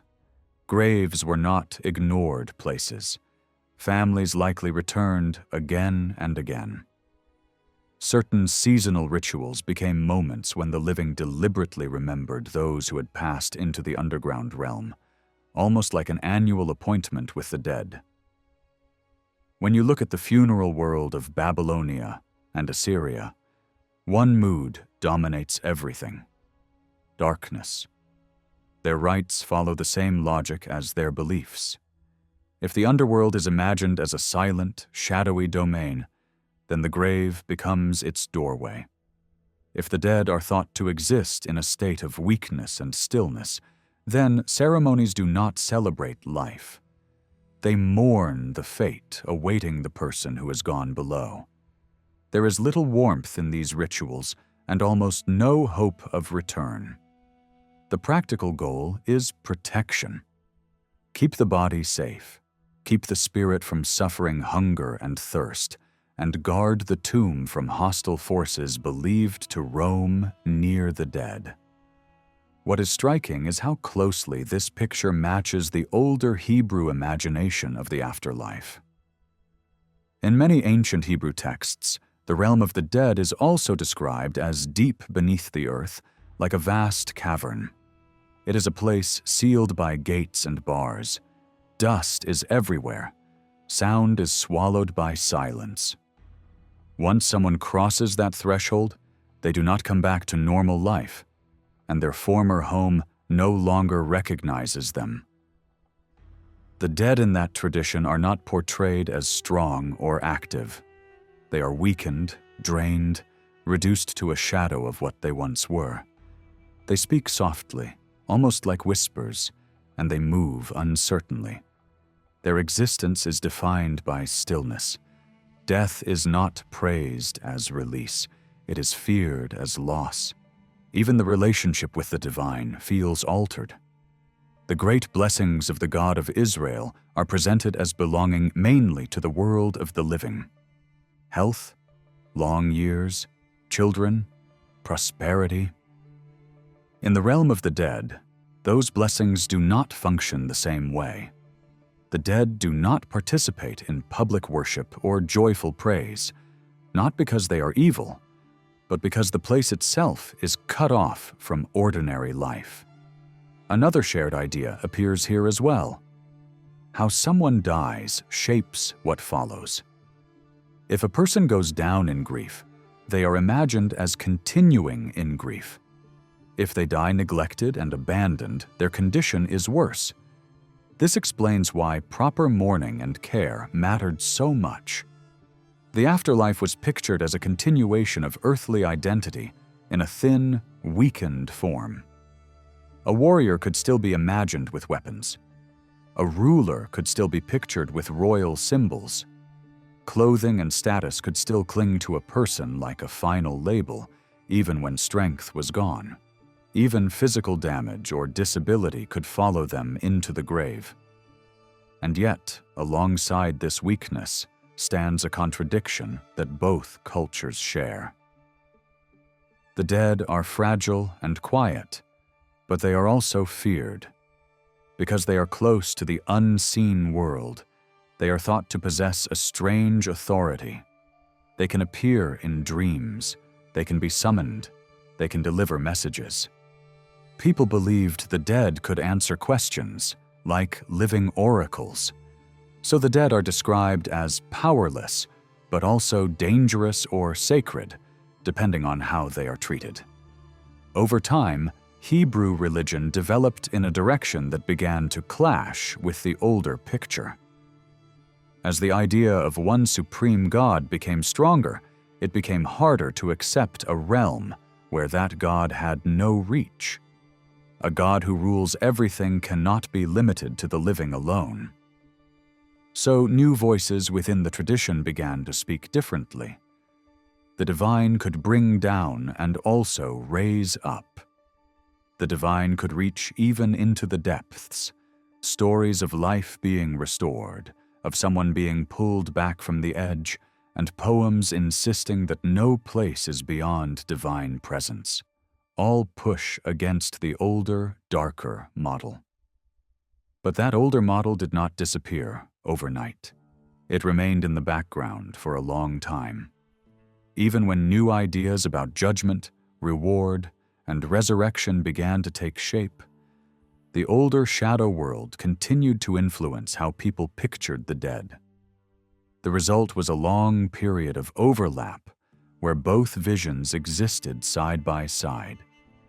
The ancient cavern of silence, and the newer hope that divine power could break its boundary. The deep similarity between Mesopotamian and early Hebrew ideas is not random.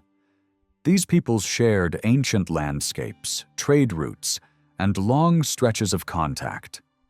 Traditions travel with migrating groups, and beliefs can survive even when everything else changes. Older images may be adapted to new theology, but they do not vanish. They remain inside the new framework, sometimes quietly, sometimes in tension. That is why so many customs and images feel familiar across both worlds. The darkness beneath the earth, the barred gates, the dust, the silence, the weak shadow of the dead, the fear of neglect, the power of ritual remembrance, and the belief that the dead still respond in some mysterious way to the living. Even centuries later, when communities moved, changed, and rebuilt their identities, the oldest layer continued to leave fingerprints on language, ritual, and imagination. And this helps explain something else: why later Jewish life in Mesopotamia could feel strangely natural.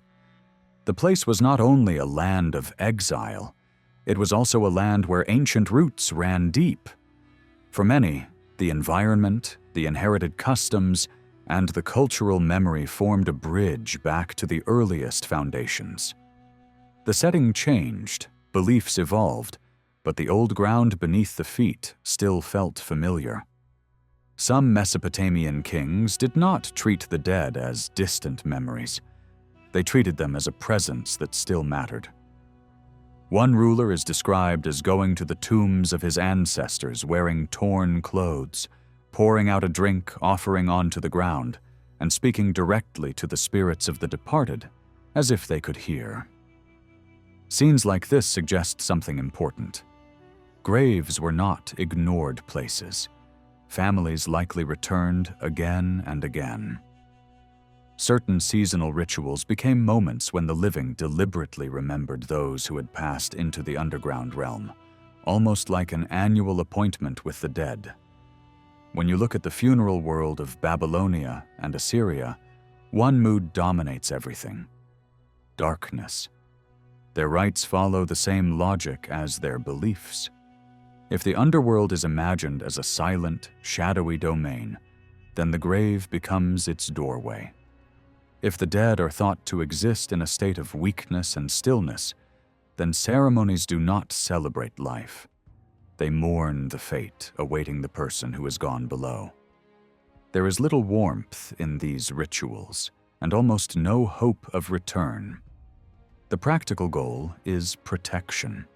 Keep the body safe, keep the spirit from suffering hunger and thirst, and guard the tomb from hostile forces believed to roam near the dead. What is striking is how closely this picture matches the older Hebrew imagination of the afterlife. In many ancient Hebrew texts, the realm of the dead is also described as deep beneath the earth, like a vast cavern. It is a place sealed by gates and bars. Dust is everywhere. Sound is swallowed by silence. Once someone crosses that threshold, they do not come back to normal life, and their former home no longer recognizes them. The dead in that tradition are not portrayed as strong or active. They are weakened, drained, reduced to a shadow of what they once were. They speak softly, almost like whispers, and they move uncertainly. Their existence is defined by stillness. Death is not praised as release. It is feared as loss. Even the relationship with the divine feels altered. The great blessings of the God of Israel are presented as belonging mainly to the world of the living: health, long years, children, prosperity. In the realm of the dead, those blessings do not function the same way. The dead do not participate in public worship or joyful praise, not because they are evil, but because the place itself is cut off from ordinary life. Another shared idea appears here as well. How someone dies shapes what follows. If a person goes down in grief, they are imagined as continuing in grief. If they die neglected and abandoned, their condition is worse. This explains why proper mourning and care mattered so much. The afterlife was pictured as a continuation of earthly identity in a thin, weakened form. A warrior could still be imagined with weapons. A ruler could still be pictured with royal symbols. Clothing and status could still cling to a person like a final label, even when strength was gone.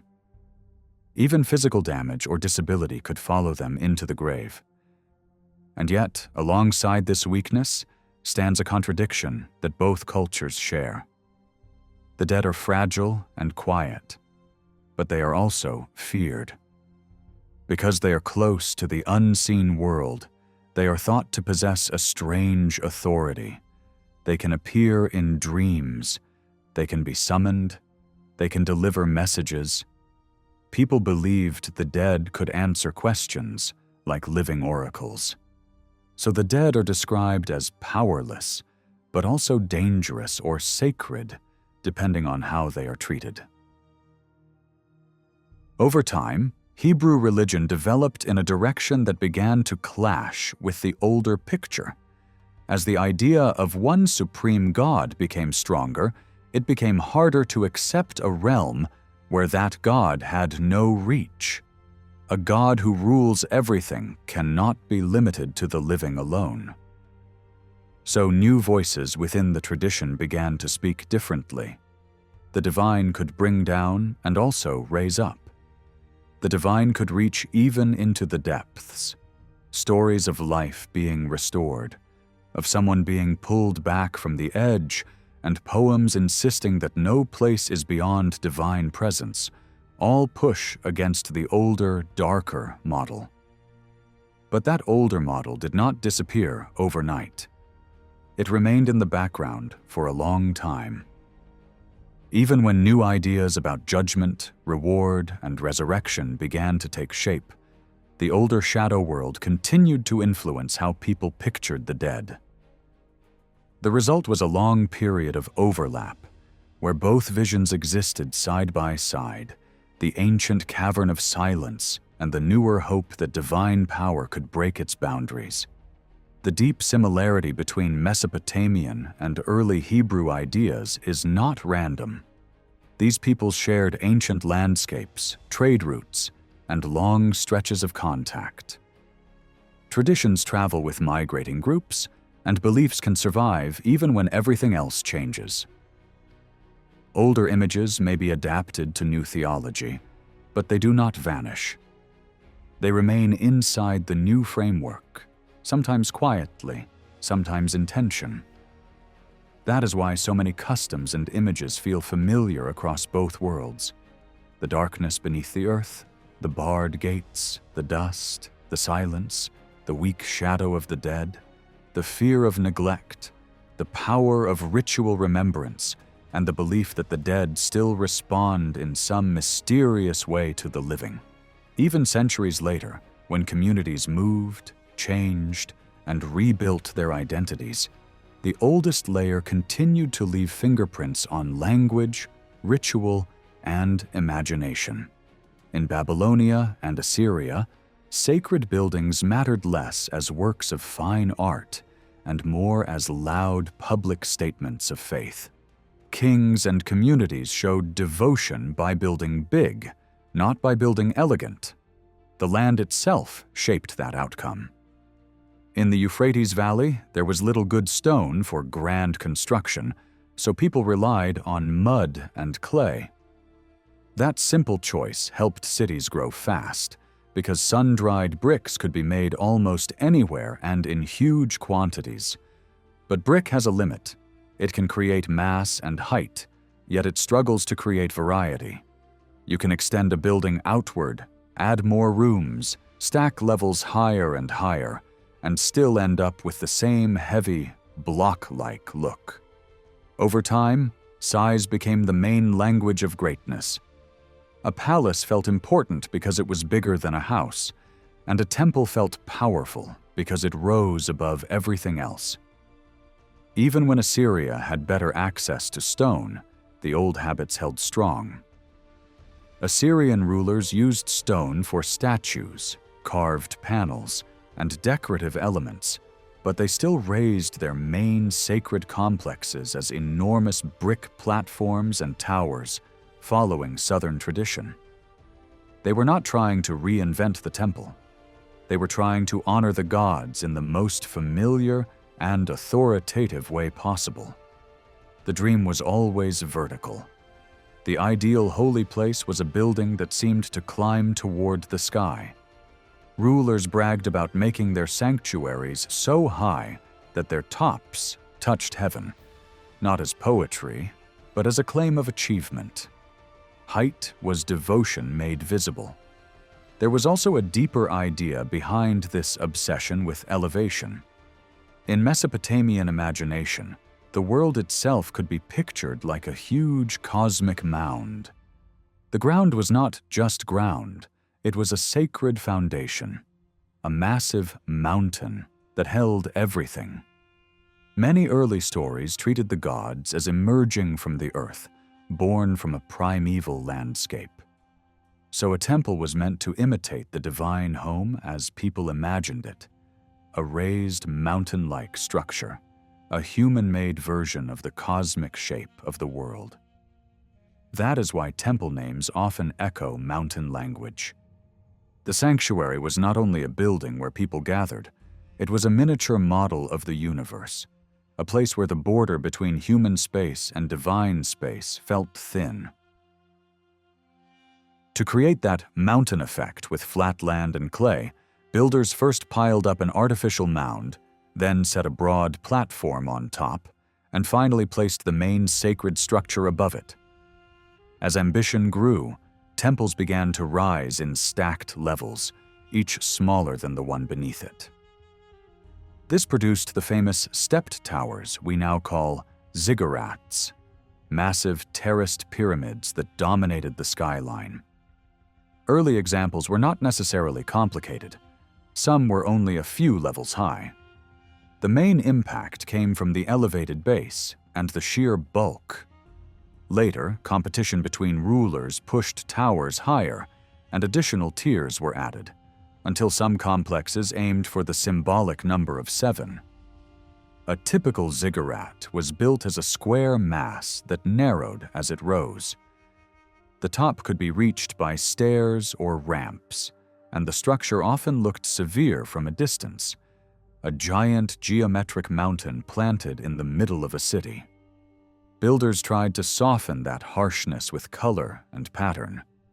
Glazed bricks in bright tones could be set along edges or across whole surfaces, creating bands of blue or yellow that caught the sun. Later writers liked to connect these colors to planets and cosmic systems, but it is safer to say that color served two purposes at once. It made the tower look alive, and it made it look sacred. Some people imagine these towers as ancient observatories, built for astronomy. Priests certainly watched the skies, and temple precincts were natural places for learned work. But a cramped space on top of a difficult, sacred tower is not an obvious choice for constant observation. And there is no clear tradition that treats ziggurats as everyday scientific platforms. It makes more sense to see the tower as a monument first, a visible tribute to the gods, a symbol of the divine high place, while the practical work of ritual took place below. As temple complexes expanded, the tower became only one part of a much larger sacred district. Around it were courtyards where crowds could gather, side chapels, storerooms, offices, and living quarters for priests and attendants. There were workshops producing offerings, spaces for temple animals, and rooms where scribes kept records. Temples were not only places of prayer, they were economic and intellectual centers. The learned traditions of Mesopotamia grew inside these sacred neighborhoods. Scribal schools, archives, and scholarly routines belonged to the same world as sacrifice and festival. Even legal matters could be handled in temple-controlled spaces, because priests often played a role in judgment and administration. Inside the main sanctuary, the plan was simple and deliberate. A long hall led toward a smaller inner chamber at the far end. That innermost room was the heart of the temple, the most restricted space where the divine image or symbol was placed. Ordinary worshippers did not wander into it freely. Approach was controlled and mediated because the chamber represented the god's presence. The larger hall functioned as the public-facing approach. The inner room was the sacred center, separated, protected, and treated as the most intense point of holiness. Decoration focused on impact rather than complexity. Brick walls could be enlivened with glazed surfaces, metal panels, and vivid colors meant to shine like sunlight. Valuable materials were brought from far away to heighten the sense of splendor. Timber for roofs and doors, metals for fittings, stones for inlay, and luxurious details to signal royal devotion. Great attention was paid to gates and entrances because the threshold of a holy place carried symbolic weight. Temple doors could be reinforced and faced with bronze, turning entry into a scene of power. Guardians often stood at these entrances in animal form. Lions were especially common, projecting strength and warning. Bulls also appeared as sacred symbols, and the image of a powerful bird could be used as well, long before certain empires adopted it as a signature emblem. These creatures were not simply decoration. They were visual statements. The temple was protected, the god within was mighty, and anyone crossing the threshold was stepping into a charged space. In front of the great stepped towers, the open courtyard was not an empty space. It was a working religious stage. Large jars were set out there for ritual use, and their presence makes it very likely that a main altar stood in the same area. People did not climb to the top of the tower every time they wanted to worship. Most offerings and public ceremonies happened below, in the broad court where crowds could gather. Priests could move freely, and the ritual equipment was within reach. Inside the larger temples, the layout seems to have followed a simple sequence that was repeated again and again. You entered through an outer room that acted like a reception space, then passed into a larger main hall, and finally reached the most restricted inner chamber, where the god's image or sacred symbol stood. This created a clear progression from public space to private holiness. The outer rooms guided the visitor inward step by step, and each step carried more control and more sacred weight. We cannot yet map every side room with certainty because archaeology is still incomplete, but the pattern is strong enough to suggest that most Babylonian and Assyrian temples were built with the same basic plan, and the differences were mostly seen in decoration, entrances, and exterior display rather than in the core structure. Around the tower and the main halls, the sacred area spread outward like a small city. There were smaller chapels where worshippers could assemble, and there were also altars inside some of those chapels for additional offerings. Administrative spaces were essential too. Rooms for records, storage buildings for supplies, housing for priests and officials, and pens or stalls for animals intended for sacrifice. In at least one major center, evidence even points to metalworking close to the temple zone, which fits the idea that tools, vessels, and other ritual objects were made and repaired near the place they were used. Curtains, containers, and temple furnishings did not appear by magic. They were produced by craftsmen attached to the sanctuary economy. Offerings were also a kind of marketplace reality. People wanted votive objects, tablets, and small gifts to present to the gods, and the temple district was the natural place for producing and distributing them. This whole enclosed zone was what people often meant when they spoke of the temple. The name applied not only to the tower or to a single building, but to the entire sacred compound. The Great Precinct had its own title, while the tower itself had a separate name, treated as a distinct monument inside the larger holy district. In major cities, this precinct could grow huge, adding buildings over generations until it truly felt like a separate quarter inside the city walls. Politics helped fuel that growth. When a city became powerful, its ruler wanted the patron god to look powerful too. That meant expanding the sacred district and giving space not only to the chief deity, but also to the divine circle around that deity: spouse, children, attendants, allies, and related gods. The more divine support a king could claim, the greater his prestige sounded. Priests were skilled at arranging these relationships so that the royal family's pride and the god's honor rose together. Empire also brought new additions. As foreign lands were absorbed, new gods entered the story, and temples found ways to host them, sometimes with full chapels, sometimes with statues placed inside an established sanctuary, but always with some form of official recognition. In some southern cities, the number of sanctuaries clustered around a major temple could become impressive.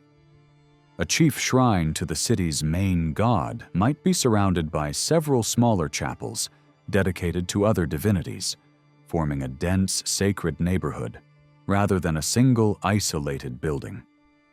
In other places, older traditions may have resisted this expansion at first, favoring a more exclusive devotion to one great lord of the city. Yet even where that older attitude existed, time tended to soften it. Later generations increasingly gathered multiple cults into one precinct, especially as priesthoods and royal courts became more complex and more ambitious. In the great capitals, the sacred landscape became layered. Some temples were close enough to feel like parts of one religious heart, while others stood apart in their own neighborhoods. A major city could hold many separate sanctuaries, but the most prestigious precinct usually attracted the tightest cluster of chapels and special rooms. One god's spouse might have a temple nearby, a father deity might have a small shrine inside the precinct, and a closely allied god might have a dedicated chamber built to mirror an important sanctuary in another city. At the same time, other temples in the same city could remain independent, because the scale of the urban religious world was simply too large to fit into a single enclosed compound. Royal palaces were often built close to these sacred zones, sometimes so close that later rulers struggled to expand their residences without intruding on holy ground. That closeness was not accidental. Power and worship were physically linked. A king wanted the gods near, and the priests wanted the king's presence and resources near. The result was a city plan where the temple district and the royal district leaned into each other. If you move north into Assyria, the same tendency appears. The chief temple rarely stood alone. Large sanctuaries could host many divine images, and multiple cults could operate within one major complex.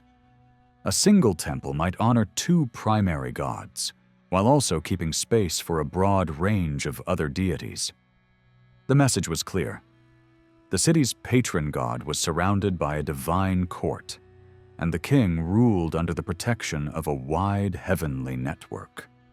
Some rulers even described their capital as a place where every god and goddess had a seat, turning the city into a kind of religious showcase.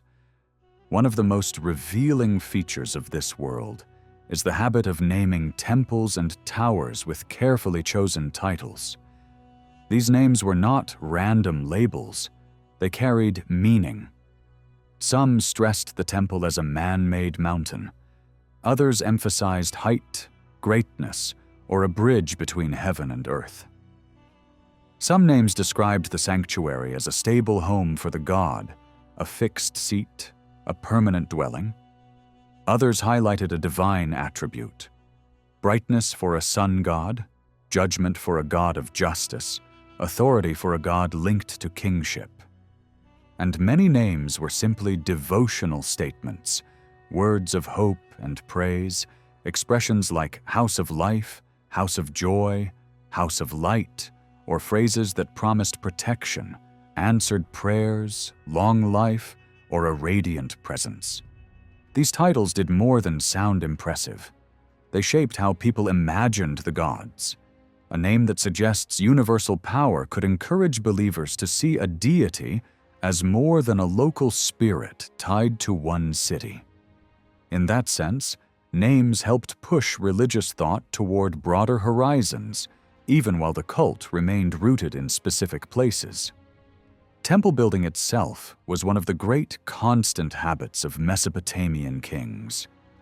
From very early times, rulers presented themselves as restorers and builders of sanctuaries.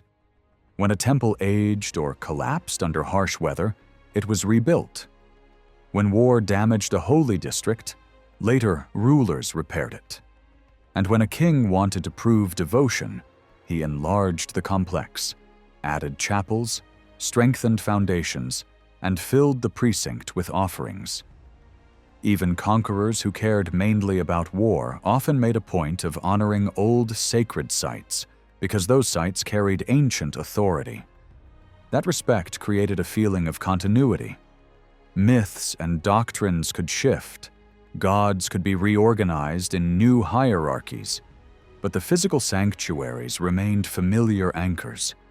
People felt they were still following ancestral ways because the sacred places looked and felt connected to the deep past. This loyalty to tradition also shaped restoration work. Later builders searched for older foundation records, preserved earlier dedicatory statements, and tried to follow ancient layouts rather than invent new ones. A successful restoration was one that looked like a faithful return, not a bold redesign. The public wanted that stability. The temple was not only a religious center, it was a shield against misfortune, a guarantee that the city still stood under divine protection. By any reasonable estimate, the number of sanctuaries across the Euphrates Valley must have been enormous. Beyond the great famous temples, there were countless chapels, minor shrines, and small sacred installations for lesser-known gods and foreign deities introduced over centuries.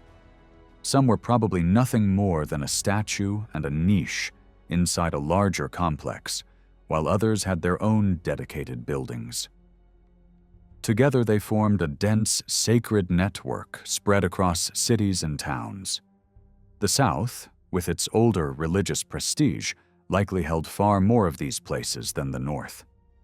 The moon was worshipped above all in two places, Ur in the south and Haran in the north. Each city had a famous sanctuary dedicated to the moon god, and each gathered its own web of stories and sacred prestige. In the earliest periods, lunar worship often carried even more weight than the cult of the sun, and these moon temples were not only places of prayer, but also places of learning. If we ever recover large collections of detailed sky records, tables of omens, and long astronomical notes, these sanctuaries are exactly where we would expect to find them. Haran itself rarely stood at the center of imperial politics, yet it mattered because the temple made it matter.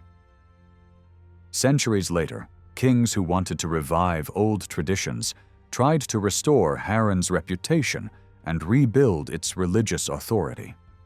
Other great sanctuaries shaped the imagination of the region in a different way.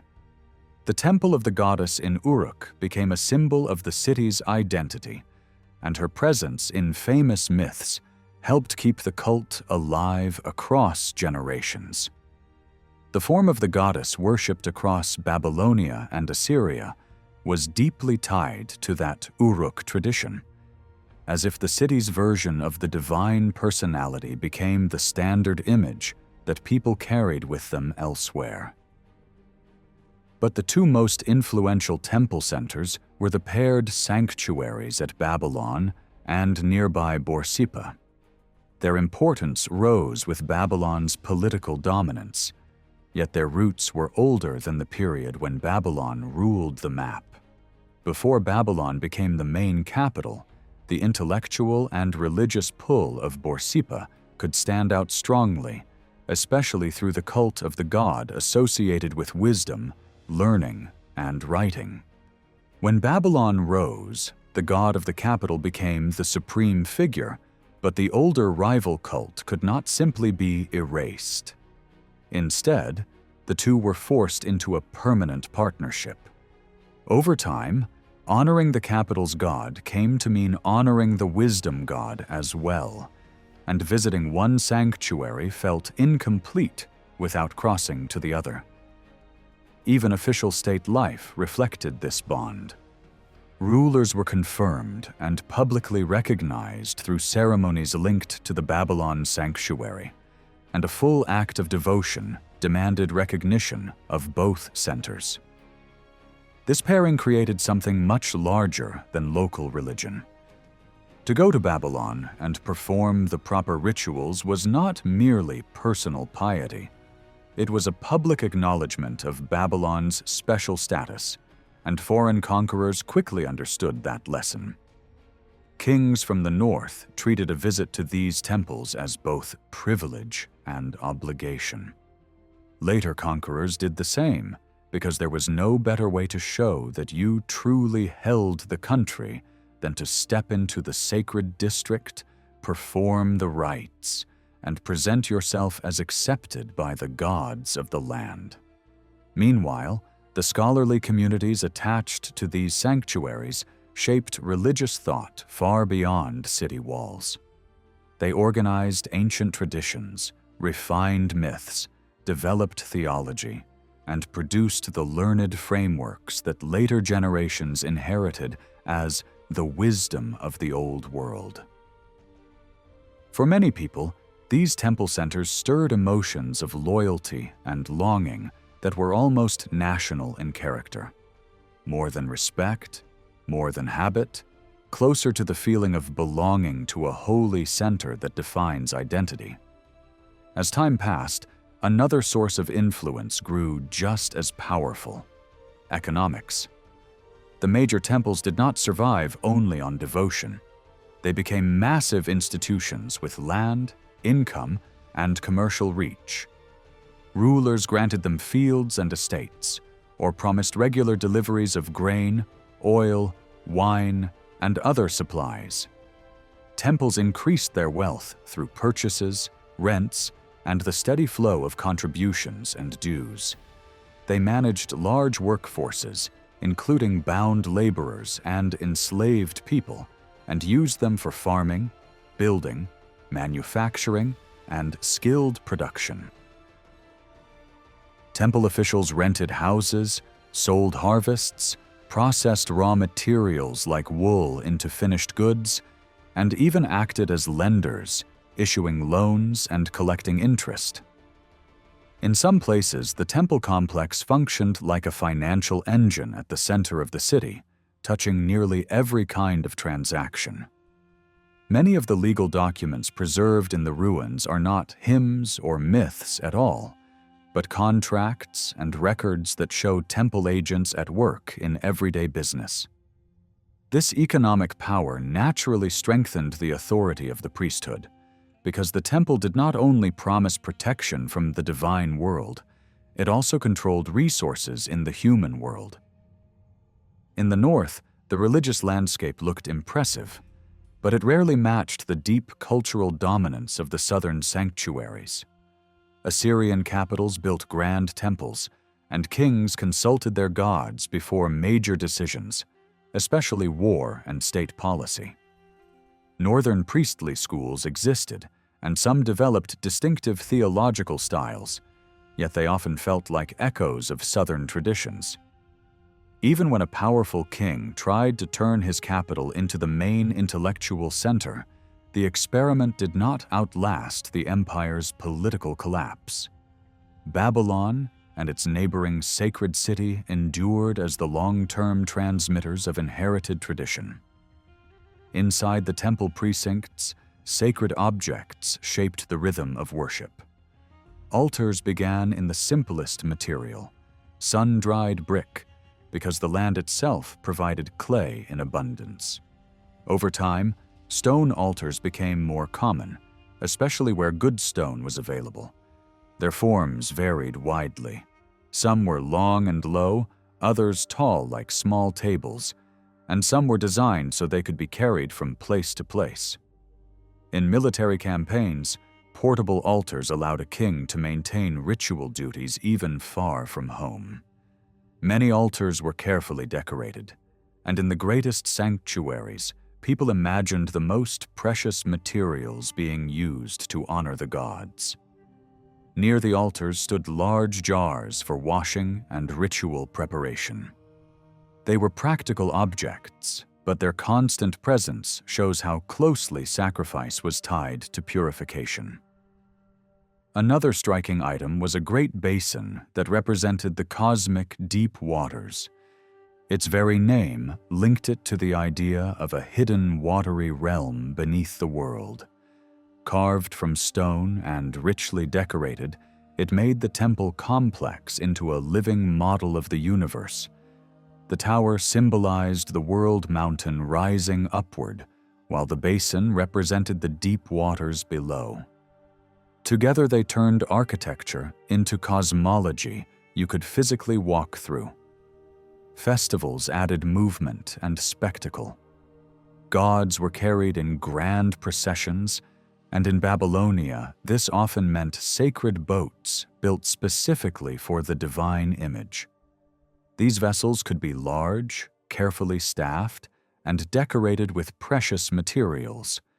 Their shape echoed local boat forms, and the tradition likely began when the oldest sacred cities were closer to waterways that mattered even more than roads. Over time, the original meaning faded, but the ritual survived. The god traveled in a holy craft during major celebrations.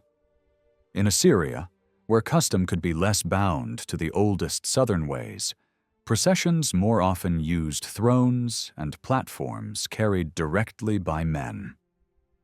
The boats themselves were treated like famous objects, with their own names chosen to match the character of the deity they served, almost as if the vessel was an extension of the god's identity. Behind all this stood the priesthood, deeply connected to power. In the earliest phases, rule and ritual were intertwined. Kings kept titles that hinted at older priestly roles, and they acted as the foremost religious figures of the state. Many hymns and ceremonies were shaped around royal needs, and vast omen systems were compiled for rulers who wanted guidance and warnings. A mistake in ritual was not seen as a private error. It was a threat to the whole land. Yet, as temple life grew more complex, specialists took over daily religious management. The temple required constant service, and the people who handled that service became the real clergy long before royal priesthood faded into symbolism. The priest's most visible role for ordinary people was not philosophical teaching, but practical spiritual protection. Priests were expected to fight illness and misfortune by driving out harmful forces, breaking curses, undoing hostile magic, interpreting signs, and discovering the divine will. Sacrifice was one tool among many, but much of the priestly world revolved around rituals of protection, diagnosis, and prediction. Different kinds of specialists existed. Those who performed chants and expulsions of evil, those who sought oracles, those who interpreted omens, those who conducted lamentations for the dead, musicians attached to the cult, scribes who preserved temple knowledge, and judges who handled legal disputes within sacred jurisdiction. In small shrines, one person might do several tasks, but in the great urban sanctuaries the system could become highly divided, with leaders overseeing each group and an overall high priest at the top. Training mattered as much as lineage. Over time, priestly service tended to run in families, but access was not purely hereditary. People outside priestly houses could be educated in writing and law, become scribes, and rise into temple-linked careers. In that world, learning functioned like a credential that opened doors. Still, for the most sensitive duties, major sacrifices, powerful rites of purification, and high-level oracle work, strong family restrictions often applied. Physical fitness also mattered. Obvious illness or blemish could block a person from serving. Temple work followed strict time organization as well, with shifts through the day and night, so that large sanctuaries were never without official presence. Women also held roles in temple life. Records mention female mourners, musicians, and even women engaged in oracle work or ritual protection. In the cult of the great goddess, women could be especially prominent, with ranks and categories of service that suggest a structured female religious workforce. Some initiation rites may have contained elements that looked shocking from the outside, but the evidence points more toward complex, symbolic tradition than to constant public obscenity. Over the long run, women appear most visible in early phases and somewhat less prominent in later periods, when empires and institutions became more rigid. Sacrifice itself covered a wide range. Animals and agricultural products were offered from early times: cattle, sheep, goats, birds, fish, dates, milk, oils, and many other goods that reflected the economy of the land. Quality mattered. The best offerings were healthy and unblemished because the ritual aimed to present perfection rather than leftovers. Certain animals were avoided, not by accident, but because they carried strong cultural meanings, sometimes too holy, sometimes too impure, sometimes both at once. Human sacrifice does not appear as a normal feature in the evidence that survives. If it ever existed, it belongs to a much earlier stage than the written and artistic record we possess. Offerings were made for many reasons. People brought sacrifices as routine devotion, but also as preparation before seeking divine guidance. In those cases, the offering served two functions at once. It honored the god, and it provided the material for interpreting signs, because parts of the animal could be read as a message about what the god intended. Sacrifice accompanied major public works as well, building temples, founding palaces, digging canals, because the community believed these projects needed divine approval. When a building was completed or restored, the ceremonies could be lavish, combining large amounts of meat, produce, and incense with formal prayers. For the Assyrian kings, sacrifice in southern sanctuaries carried a double meaning. It was devotion, but it was also politics. When they entered the old southern cities and offered gifts and animals to the gods there, they were declaring themselves legitimate rulers of the region. The southern population could read the message clearly. The conqueror was not only a soldier, he claimed the gods' acceptance. Some kings even posed as restorers of the cult, reorganizing ritual life and returning temple income, which looked like piety but also worked as a strategy of control. Babylonian and Assyrian kings treated scent and oil as more than decoration. When a wall went up, when a doorway was set in place, when a threshold was crossed for the first time, they wanted the building to feel alive with holiness. Some rulers described burying fragrant plants at the base of new walls, as if sweetness could sink into the earth and become part of the structure. Others poured oil over door bolts, across wooden gates, and along the stone lips of entrances, then flooded the interior with incense, so the air itself became an offering. They believed these actions helped wake a sanctuary, make it pleasing to the god, and seal it from harm. That is why later restorers were constantly urged to do the same. If you uncover an older builder's inscription stone, you do not treat it like a dead artifact. You cleanse it, anoint it, and accompany that act with sacrifice, showing respect not only to the god, but also to the chain of memory that ties one generation to another.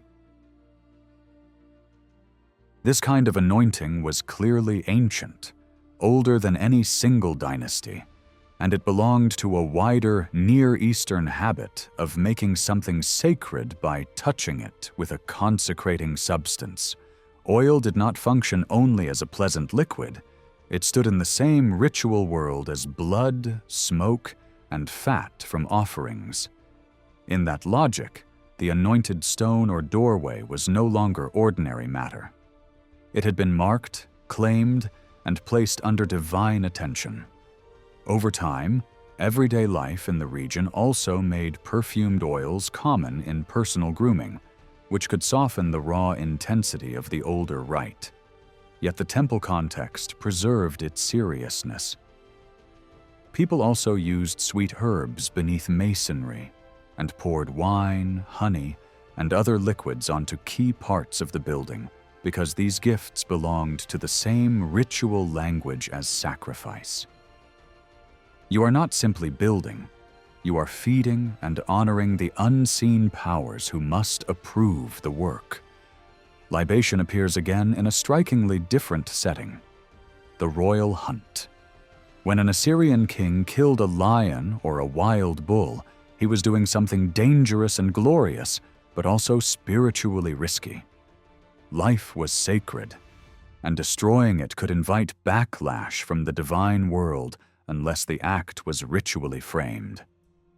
So the king poured out wine as a way of acknowledging the gods, almost as if he were saying, "This death is not only my triumph, it is placed under your authority." After certain hunts, the libation was offered to the goddess associated with war and victory, turning the slain animal into a kind of tribute. The same idea sits behind battlefield religion, too. The fallen become part of the conqueror's offering to the gods believed to have granted success. Art mirrors how central these rites were. On small carved seals, scenes of offering and pouring appear again and again, proof that people saw libation as a basic gesture of worship. Some very early images even show a worshipper without clothing pouring into a vessel at an altar while a divine figure sits nearby. That detail matters because it hints at an older rule of approach. To enter sacred presence, you strip away ordinary status and ordinary boundaries. Later traditions remembered only part of this, asking people to remove shoes before stepping onto holy ground, a custom that survived widely in the region. But traces suggest that in more ancient practice, the act of removal went further. The point was humility and exposure, stepping before the divine with nothing hidden and nothing carried in as protection except reverence itself. Religion in ancient Mesopotamia was a highly organized system closely tied to the state and the temples. In major cities, sacrifices were fixed, regular duties rather than occasional acts of devotion. Kings financed these offerings and presented them as restorations of ancient order disrupted by chaos, while smaller centers followed monthly or locally sacred schedules. Ordinary people supported the system through dues and offerings, but engaged most directly with the gods through personal visits and votive gifts rather than daily temple rituals. Votive offerings formed the emotional core of popular religion. People brought small objects, figurines, cones, stones, rings, and inscribed tokens, seeking protection, healing, fertility, or divine favor. These gifts often functioned both as offerings and as amulets. Royal offerings were far more elaborate: statues of the kings themselves, precious materials, and richly decorated garments for the gods, all presented in large public ceremonies that linked political authority with divine approval. Time itself was sacred. Every day carried meaning, but certain dates and seasons held special power, varying by city and tradition. Festivals were joyful, but never carefree, combining celebration with caution before unpredictable divine forces. One spring festival rose above all others and became the New Year celebration, centered on Babylon's chief god. Through processions, ritual journeys, and symbolic assemblies of the gods, the future of the year was determined, and the king's right to rule was formally confirmed. Other festivals marked agricultural cycles, healing, fertility, mourning, and renewal. Some were ancient and widespread, others local or created for political reasons. Periods of crisis called for purification rituals, fasting, and penitential prayers to restore balance after violence or disorder. Overall, this religious system shaped morality, law, and daily life. It emphasized obedience, justice, guilt, and responsibility without developing full ethical monotheism. Its ideas, symbols, and rituals deeply influenced later Jewish, Christian, and Mediterranean religious traditions, and left a lasting mark on the religious imagination of the ancient world.